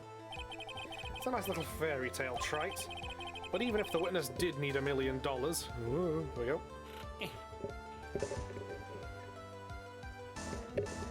Goddamn microphone stand. I need to get a new mic, chat. Hold on. There we go, I'll try that. We'll see if this works as good. But even if the witness did need $1 million, that doesn't tie him to Mr. Elg's murder. Mr. Elg only owed him $100,000 and had no hope of repaying it anyway. Yeah, that guy wasn't worth my spit. Objection! I don't think so. In fact, the opposite is true. The opposite? Lending money with no hope of ever seeing repayment would normally be bad for business. But in this case, the very fact that Glenn Elg had no way to repay the money is crucial. Do you know where you're going with this, Nick? I fucking do. Hold on, I'm just going to save really quick, chat. There we go. You've got to think outside the box, Maya. Outside the box? It's very straightforward. Mr. Tigray wasn't after the $100,000 at all. It seems you have a logical conclusion for this theory, Mr. Wright. Would you care to share it with us? What exactly was Mr. Tigray after? I'm glad you ask, Your Honor. He was after that. Lotto, baby! Glenn Elg was a programmer, a highly skilled programmer. That skill was the collateral Mr. Elg put up in order to borrow the money. Care to explain how skill can be used as collateral to secure a loan, Trite? He had the skill to create a computer virus, and so he did a virus known as MC Bomber. Computer virus? What does one of those do? A computer virus is a program that wreaks havoc on the inside of a computer. Computer? What does one of those do? I guess the beard isn't the only part of his honor that is from the Stone Age. I'll explain it to you later, Your Honor. Right now, this is the important point. A virus like MC Bomber would be worth several $1 million on the black market. Mr. Tigray, you couldn't have cared less about the $100,000, isn't that right? All you cared about was one thing, the virus. Grah!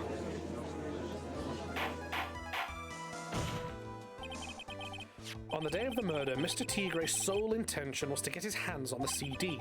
Glenn Elg had no way of paying back the $100,000 and Mr. Tigray knew it. But then a miracle happened. The kind that Mr. Tigray would prefer to say never happened, but he can't, and neither can I. The lottery win? Exactly. At the 11th hour, Mr. Elg won $500,000 on the lottery, which left Mr. Tigray with no way of getting his hands on the all-important CD. At least no legitimate way. Here we go, chat. We're getting there. Ads in 3, thank you so much, Toby. I'm gonna have to get a new mic stand, chat. So he resorted to illegitimate means. That's crazy! He murdered Glenn Elg and then made his next move to frame Maggie Bird for the crime. Mr. Tigray posed as Glenn Elg, while Viola Cadaverini played the role of Ms. Bird. Then, when they reenacted the whole thing in order to establish a witness, the witness being the one we all heard testify yesterday, Mr. Victor Kudo. Objection! Like I said, Tride, that's crazy. No one could pull off a stunt like that. For starters, there's no way the chef could have been kept in the dark about it. You're right, he wasn't. He was in on it. But Mr. Armstrong was in on it from the very beginning. Have you forgotten already, Mr. Godot? Mr. Armstrong owed the witness money too. $500,000, in fact. He had no choice but to go along with Mr. Tigray's plan.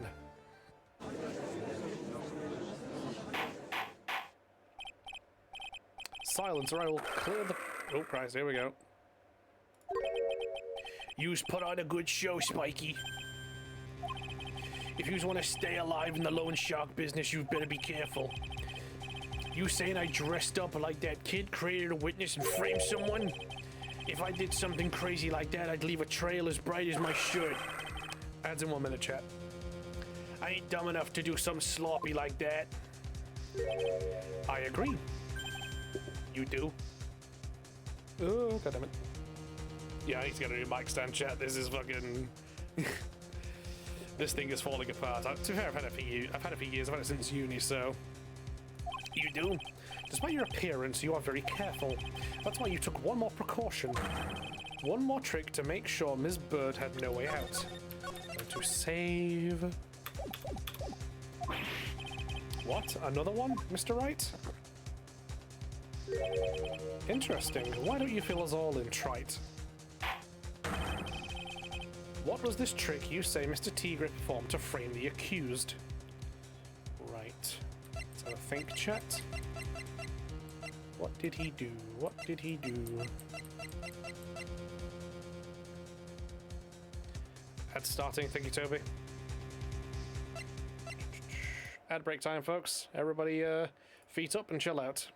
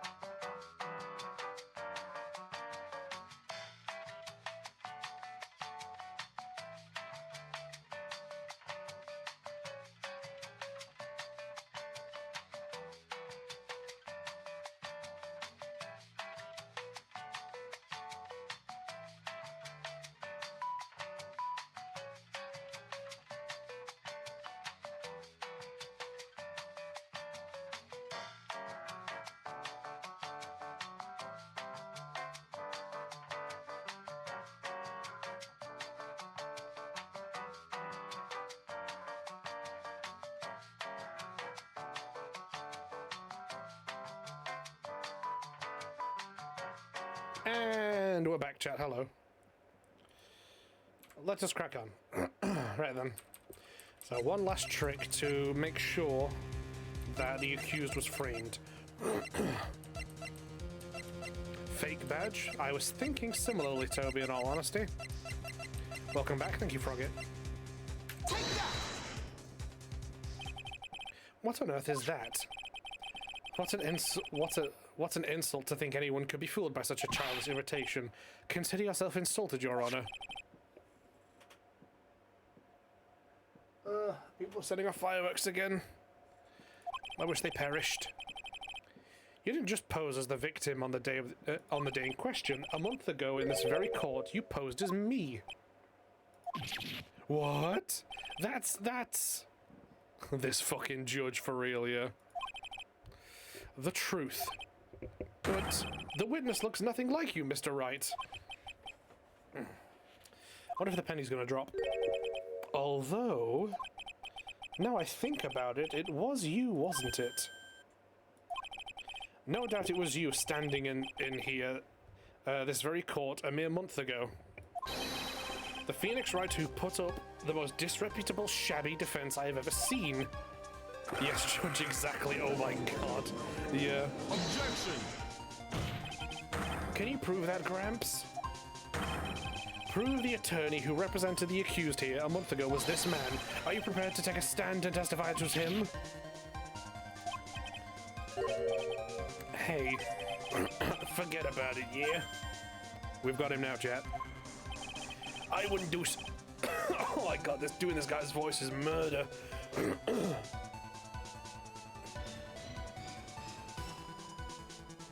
Oh my lord. I wouldn't do something like that, not me. You made a mistake, right? It was someone else, huh? Have you no pride, sir? Objection! Well, let's gravel on it then. Yeah, I'm doing that now. This isn't a matter of pride. In case you didn't know, Trite, here in court, we deal with people's lives. Mr. Goddard's right. Your Honor? Speaking for myself, I am absolutely convinced. The attorney in question was the witness standing before me now. However, I preside over this court as a judge with a vested power to hand down a verdict. Someone in my position cannot be swayed by a memory without evidence to support it. Gonna save chat just in case. If the defense has no further evidence, the court will now excuse the witness. The circumstances surrounding Mr. Tigre are dubious for sure, but not conclusive. But we've come so far. You say he impersonated Glenn Elg. You say he impersonated you. But none of that adds up to a murder charge. You don't have a shred of evidence that the witness poisoned the victim's coffee. This fuck-ass senile slap-headed pile of monkey shit judge. Yeah, I know. Yeah, Toby, for real. The man is a vex on my life. Sucks to be you, right? Don't mess with the tiger, or you're gonna get mauled. You's got that. All we managed to do here was chase him around a bit, but I was so close to getting him to admit his own guilt. Looks like I won't be needing a refill. Oh, wait up. Phoenix is locking in, chat. He's locking in. I'm just gonna save really quick. Oh, how are we doing, chat? I'm trying to position myself with the camera. Like, because I keep looking every now and then, it's like, wow, there's a lot of dead space over here. It's like, would being sat here be better? Or is it like, or is it just not a bother, honestly? It's one of those things where it's like, it doesn't bother me, it bothers me a lot, it bothers me a lot. If I just had one more piece of evidence, and maybe I could get Maggie off the hook. This witness's cross-examination is over. You are free to go, Mr. Tigre. There we go, I was waiting for that. Your Honor, sir. Wait! It's Gumshoe! Detective? Detective Gumshoe. Sorry it took so long, pal. I staked everything on this. My badge, the works. So here it is. My heart's counting on this too. What is it, Detective? Isn't it obvious, pal? It's the final decisive piece of evidence. Gumshoe the Gum Goat. Oh god. The goat is here. Let's fucking go. Yep. Sorry it took so long, pal, but I finally got the results from the lab. The results? About the prints, pal, from this medicine bottle. So, do you know who the prints belong to? Do you think I'm some kind of hack detective? Of course I know. So tell us. They're the tigers, right? I knew it. You bet. Clear as crystal all over the bottle. They're Furio Tiger's paw prints, all right. That's great. We've got him now, Nick. What's wrong with you? You've hardly said a word since Detective Gumshoe got here. He's laid everything on the line for this, Nick. I know. Look, I'm sorry. This is kind of hard to say, but it really doesn't make any difference whose prints are on that bottle now. What? Why not? We need to produce at this stage in the trial is irrefutable evidence that the tiger put poison in Glenn Elg's coffee. He's already admitted that he met the victim. The fact that his prints are on the bottle, that really doesn't make any difference now. I knew it. Great. No matter how hard I try, I'm never of any use. Hey, don't be so hard on yourself. This is our chance to help Maggie. And I've been working on some useless piece of evidence the whole time. It's alright, I'm a real loser. I'm not breaking... it's not breaking news to me, pal. Oh, yeah. Poor Gumshoe, honestly. Detective? Gumshoe? It's Maggie! You're very useful. We love you, Gumshoe. We do, absolutely. You've been working on something for me? Sorry I let you down, Maggie. I know you didn't do it, and I'm a detective. We're supposed to be able to prove stuff like that. I'm really sorry. I'll get out of your hair now. Detective Gumshoe, wait. He's gone. Damn. Isn't there anything we can do now, Nick? I wish there was. Gumshoe worked so hard to get that evidence. If only there was some way I could use it. Victim's ear medicine covered with Furio Tigre's fingerprints. Damn. January the 8th, 3:04 PM, District Court, courtroom number 4. Mr. Wright. Yes, Your Honor. I granted you a recess so you could prepare this decisive evidence you've discovered. Yes.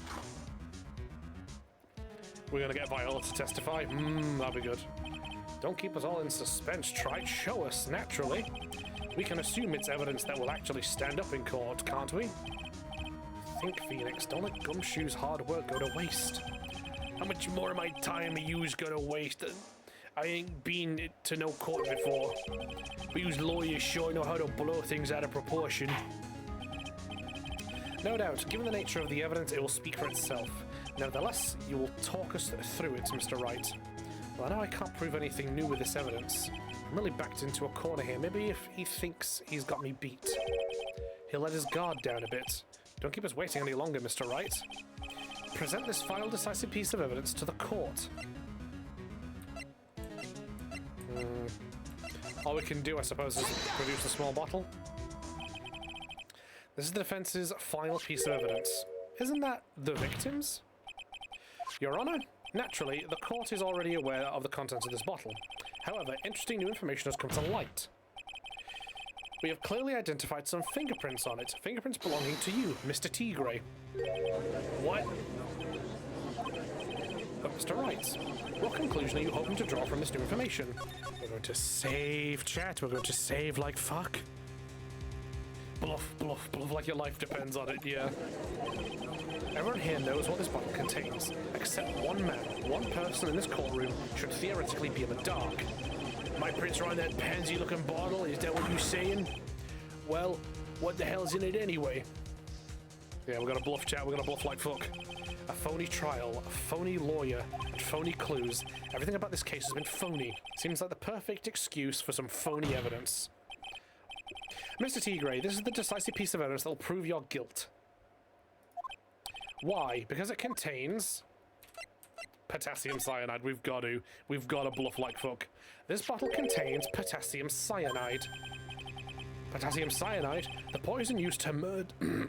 Fucking hell, my voice is fucking going. What time is it? 20 to 1. Fucking hell. Right, let's see if we can't get this trial finished, chat, before my voice finally goes kaput. The poison used to murder Mr. Elg, Your Honor. The victim's killer used this very bottle. And on this bottle, Mr. Tigre, we found your fingerprints. Well, how do you explain that? You'd make a good clown, you know that. What? Yous ain't never gonna get this to stick. Yous just making me laugh now. You think a cheap bluff like that is gonna fool the tiger? A bluff? I can see straight through you, Phoenix Wright. That ain't the bottle with the cyanide in it. Now, how would you know that? No, this is the bottle we found traces of the poison in. Don't mess with the tiger, you was gonna get ripped to shreds. The cyanide bottle was brown, it was made of glass. That cheap piece of trash don't look nothing like it. Now, how would you know that, sir? Yep, there we go. He's steaming, he's fuming. We've got his ass. How would you know what the cyanide bottle looked like, Tiger? We got him, yep. Got him at last. What? Why has everyone gone quiet? I said that bottle. Is this the bottle you're referring to? Yeah, that's it. That's the bottle the cyanide was in. But you ain't gonna find my prints on that bottle. Don't let that cozy-looking suit fool you people. That lawyer's just playing games. Tell him, Mr. Prosecutor. Tell the guy where to go. You still haven't figured it out. Don't you realize what you just said? What I said? What did I just say? You were summoned to this court for the first time earlier today. If you really had nothing to do with the murder, you shouldn't have known all the little details.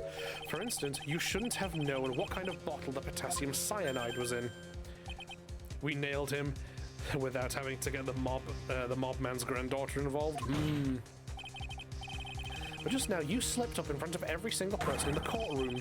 You described the exact bottle used by the killer to hold the poison. Yous don't know who yous messing with. I'm the Tiger. I control millions of dollars on the black market. Yous think I'm gonna let some jumped-up suit get the better of me? Sure, the last piece of evidence was phony. But that's just what you deserve. The phony trial with a phony lawyer, and it was all played out by you, the biggest phony of them all. Yeah, there we go, he's blowing a gasket, chat. He's blowing a gasket. Whoa! Properly gone for it, Jesus.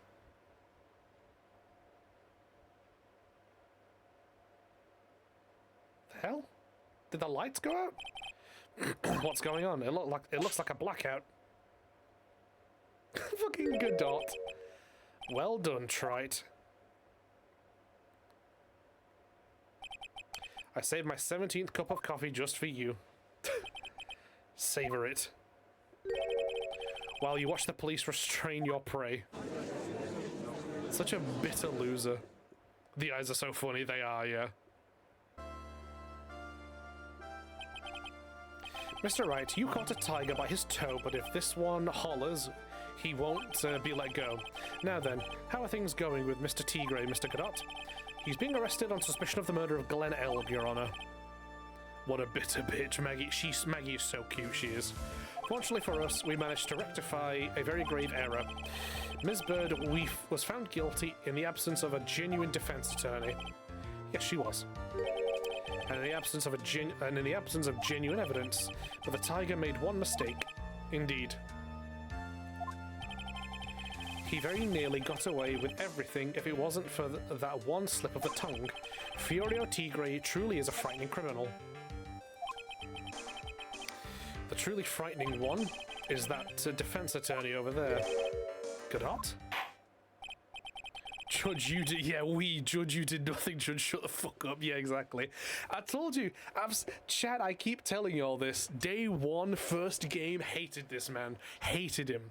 Like, you know, it's literally, I'll say it before, I'll say it again. Like, if he's got 100 haters, I'm one of them. If he has one hater, I'm him. If he has no haters, I'm dead. Like, the Judge is one of the worst characters in this game. Fuck the Judge. He's awful. Hate him. He is so incompetent at his at his job. Like, bro is trash. Gotta actively worked against the case. He did, yeah. I mean, the prosecution does that in every game, don't they, Frogget? Every Phoenix Wright game, the prosecution are always actively working against the case because they are always just dead set on getting guilty verdicts. I've ranted about this before. Every game, it started with Edgeworth, Von Karma, the other Von Karma, Godot. Every time, the prosecution just doesn't play this by... Like, they don't play this by the rules as the prosecution. They just don't. They never do. Even when it is looking like 80%, 90%, 95% that this person is guilty, they will just hold on. Like they will just hold on with white knuckles, like, until it's just like irrefutable that the motherfucker is like actually guilty. They don't. I said this before. I think I said this in the very first game. Like, the prosecution in this game don't care about... they don't care about guilty verdict. They don't care about the justice, sorry. They don't care about justice. They don't care about the truth. They purely just care about getting a guilty verdict. They are absolutely just not fit for their jobs. Well, I am now in a position to deliver my verdict. This court finds the defendant, Maggie Bird...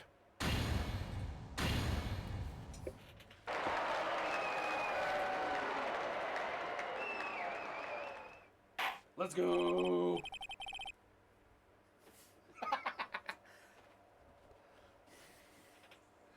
Nailed it, let's go, chat. Yippee!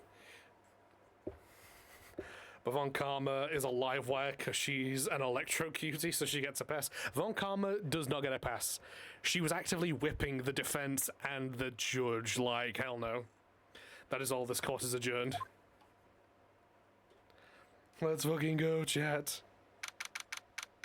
January the 8th, 4:10 p.m. District Court, Defendant Lobby, number 1. Fran gets a pass. Oh. End of story. Mr. Wright, I'm at a loss for words. Thank you, sir. Congratulations, Maggie. I was so mad when Mr. Wright landed me in all that trouble a month ago. Okay, but the judge deserves to be whipped, the fucking incompetent dickwit. True, also. Also, I'll say it now, I think Lotta Hart gets a free pass because I like Lotta. She's cool, though, because she's a feminist and has lesbian vibes. Ooh, interesting. Very interesting. Yeah, nah, fucking... nah, Lotta Hart gets a pass from me, but that's specifically just because I'm attracted to her. Like, I really like Lotta Hart. But now I feel like I can forgive him. Hey, that wasn't me, Maggie, that was the tiger. Look, Nick in the doorway. It's Gumshoe! Detective Gumshoe. Oh, I guess I'll be heading off then. See you around, pal. He's just gone! Bro just actually left. Why do you think I'm giving Fran a pass? Gumshoe!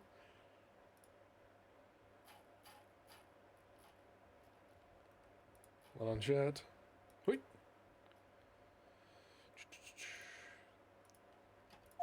I know what's coming up, and I'll be damned if I get it wrong. Detective Gumshoe. Oh, yeah. Congratulations, Maggie. Thanks. I knew you were innocent all along. Why didn't you say that in your testimony, then? Huh? Oh. Well, I was. Well, guess I'll be heading off then. See you around. Fucking Gumshoe, bro. Wait up, detective. He just ran off. Maggie, why are you being so hard on him? He busted his butt for you. It's thanks to him that we got the medication bottle. That wasn't even of any use. But it's only because Mr. Wright used it so cleverly. Detective Gumshoe was just running around in circles. Poor guy. Looks like she still isn't ready to forgive him. Can't you put in a good word for him, Nick? Yeah, Maya is right. I should help Gumshoe out. It's clear he needs it. Hey, Maggie. You know, Detective Gumshoe's been really worried about you through all of this. I wanted to believe that, sir. But on that first day of the trial, he practically gave the judge a free pass to lock me up. What do you mean of no use? Phoenix used it to literally free you? I think she means like it was only of use because Phoenix, you know, was clever with it. It wasn't like a decisive piece of evidence where it's like, like we wanted to. We wanted it to be a decisive piece of evidence to like nail him to the wall, but she's saying it wasn't of use in that way, and it was only of use because Phoenix was like clever. It was still used in a way. Oh yeah, no, I like, like don't get me wrong. I agree with you, Malk. I agree it was of use. It's just Phoenix had to use it in a particular way. But let's be so for real for a second. Maggie's just a bit like... She's in her feels, I think. I think Maggie's in her feels. Like... I think that's what it is. I agree with you, Malk. It was useful. He had to use it in a way. I think she's just in her feels after all of this. It's not his fault they made it hard to convict anyone else. True! He doubted me, that's why. He thought I might have done it. I've got to prove to her that Gumshoe really cares about her. I know, I'll give her a little present to celebrate her freedom. Take that! There we go. Here you are, a present to celebrate your freedom. That's a present from Detective Gumshoe, made with a ton of love. He said you lost weight and he was worried about you. Detective Gumshoe? No way we can finish the case without another joker on the weenie bento box. Actually, I really like weenies, There we go. There we go. Did you guys hear that? I'm pretty hungry myself, Yeah, the trial dragged on a bit today. It certainly fucking did. It's almost 1 AM, but we fucking cracked on because I wanted to get this, like, I wanted to see this to the end. We should have finished at midnight, chat. We did not. We cracked on. It's almost 1 AM for me here. Is it okay if I eat this now? Fucking absolutely. Crack on, girl. Oh my god, they're so cute. No, damn it. I want to get a screenshot. I want to get a screenshot of it. How is it, Maggie? It's really good. I wanted Gumshoe's ween. You wanted a few people's weenies, Melk. Right, hold on. Don't do anything. I need to get a screenshot. Hui. Screenshot acquired. Let's go. So the case of the phony versus genuine comes to an end. The false allegations surrounding Maggie, and who knows, maybe a whole new chapter of her life is about to start. Hell yes. This is so cute, true, yay. This case ends and I'm snacking on unsalted pistachios. I'm probably gonna get myself a snack as well before I call it a night, chat. Hold on. We did it, chat. It's him. The Yowie continues, chat? The toxic Yowie? New episode has been added. Save, yes, absolutely. The toxic Yowie will continue, chat. But it will have to continue on Friday. It's him, yes. Right, hold on, chat. I need to get through this opening cutscene first, which you aren't allowed to see, because you have to wait until Friday. Alright, bear with me, chat. Hui.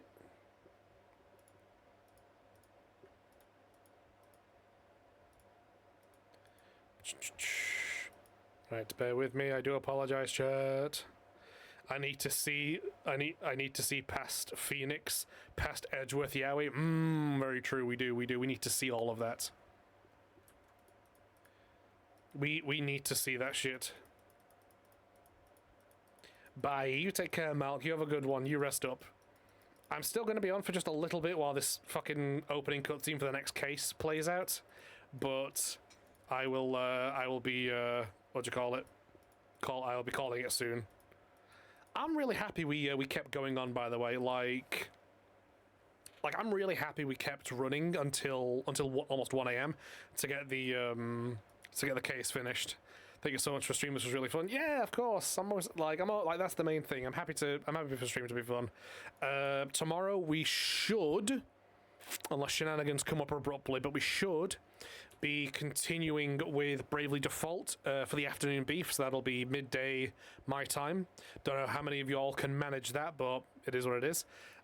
Wednesday for the midweek break, we will be, there we go, main menu. Yeah, for the midweek break this week, we will be starting with our playthrough of the Transformers War for Cybertron game, which I'm very excited for. I really looking forward to that. I've not played it for a while. I own it for the PS3, but I haven't been able to finagle a way to play it on PC. So that'll be for yes, that'll be for fucking what do you call it? For the midweek. So let me just get my bit organized, chat. 1 second. There we go.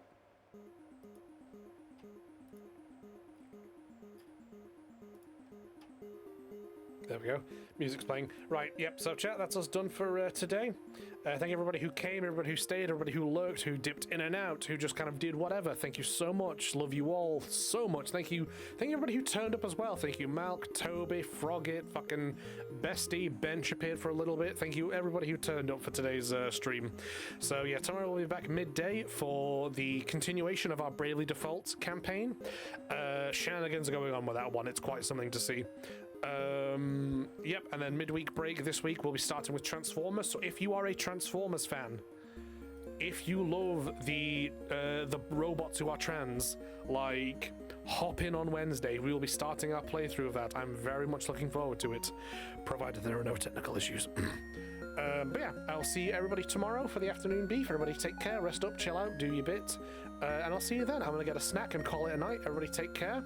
Ooh, nice. Absolutely, yes. Right, see you. Words, fucking hell, you can tell I need to go lie down now. Everybody take care. I'll see you all later. Bye.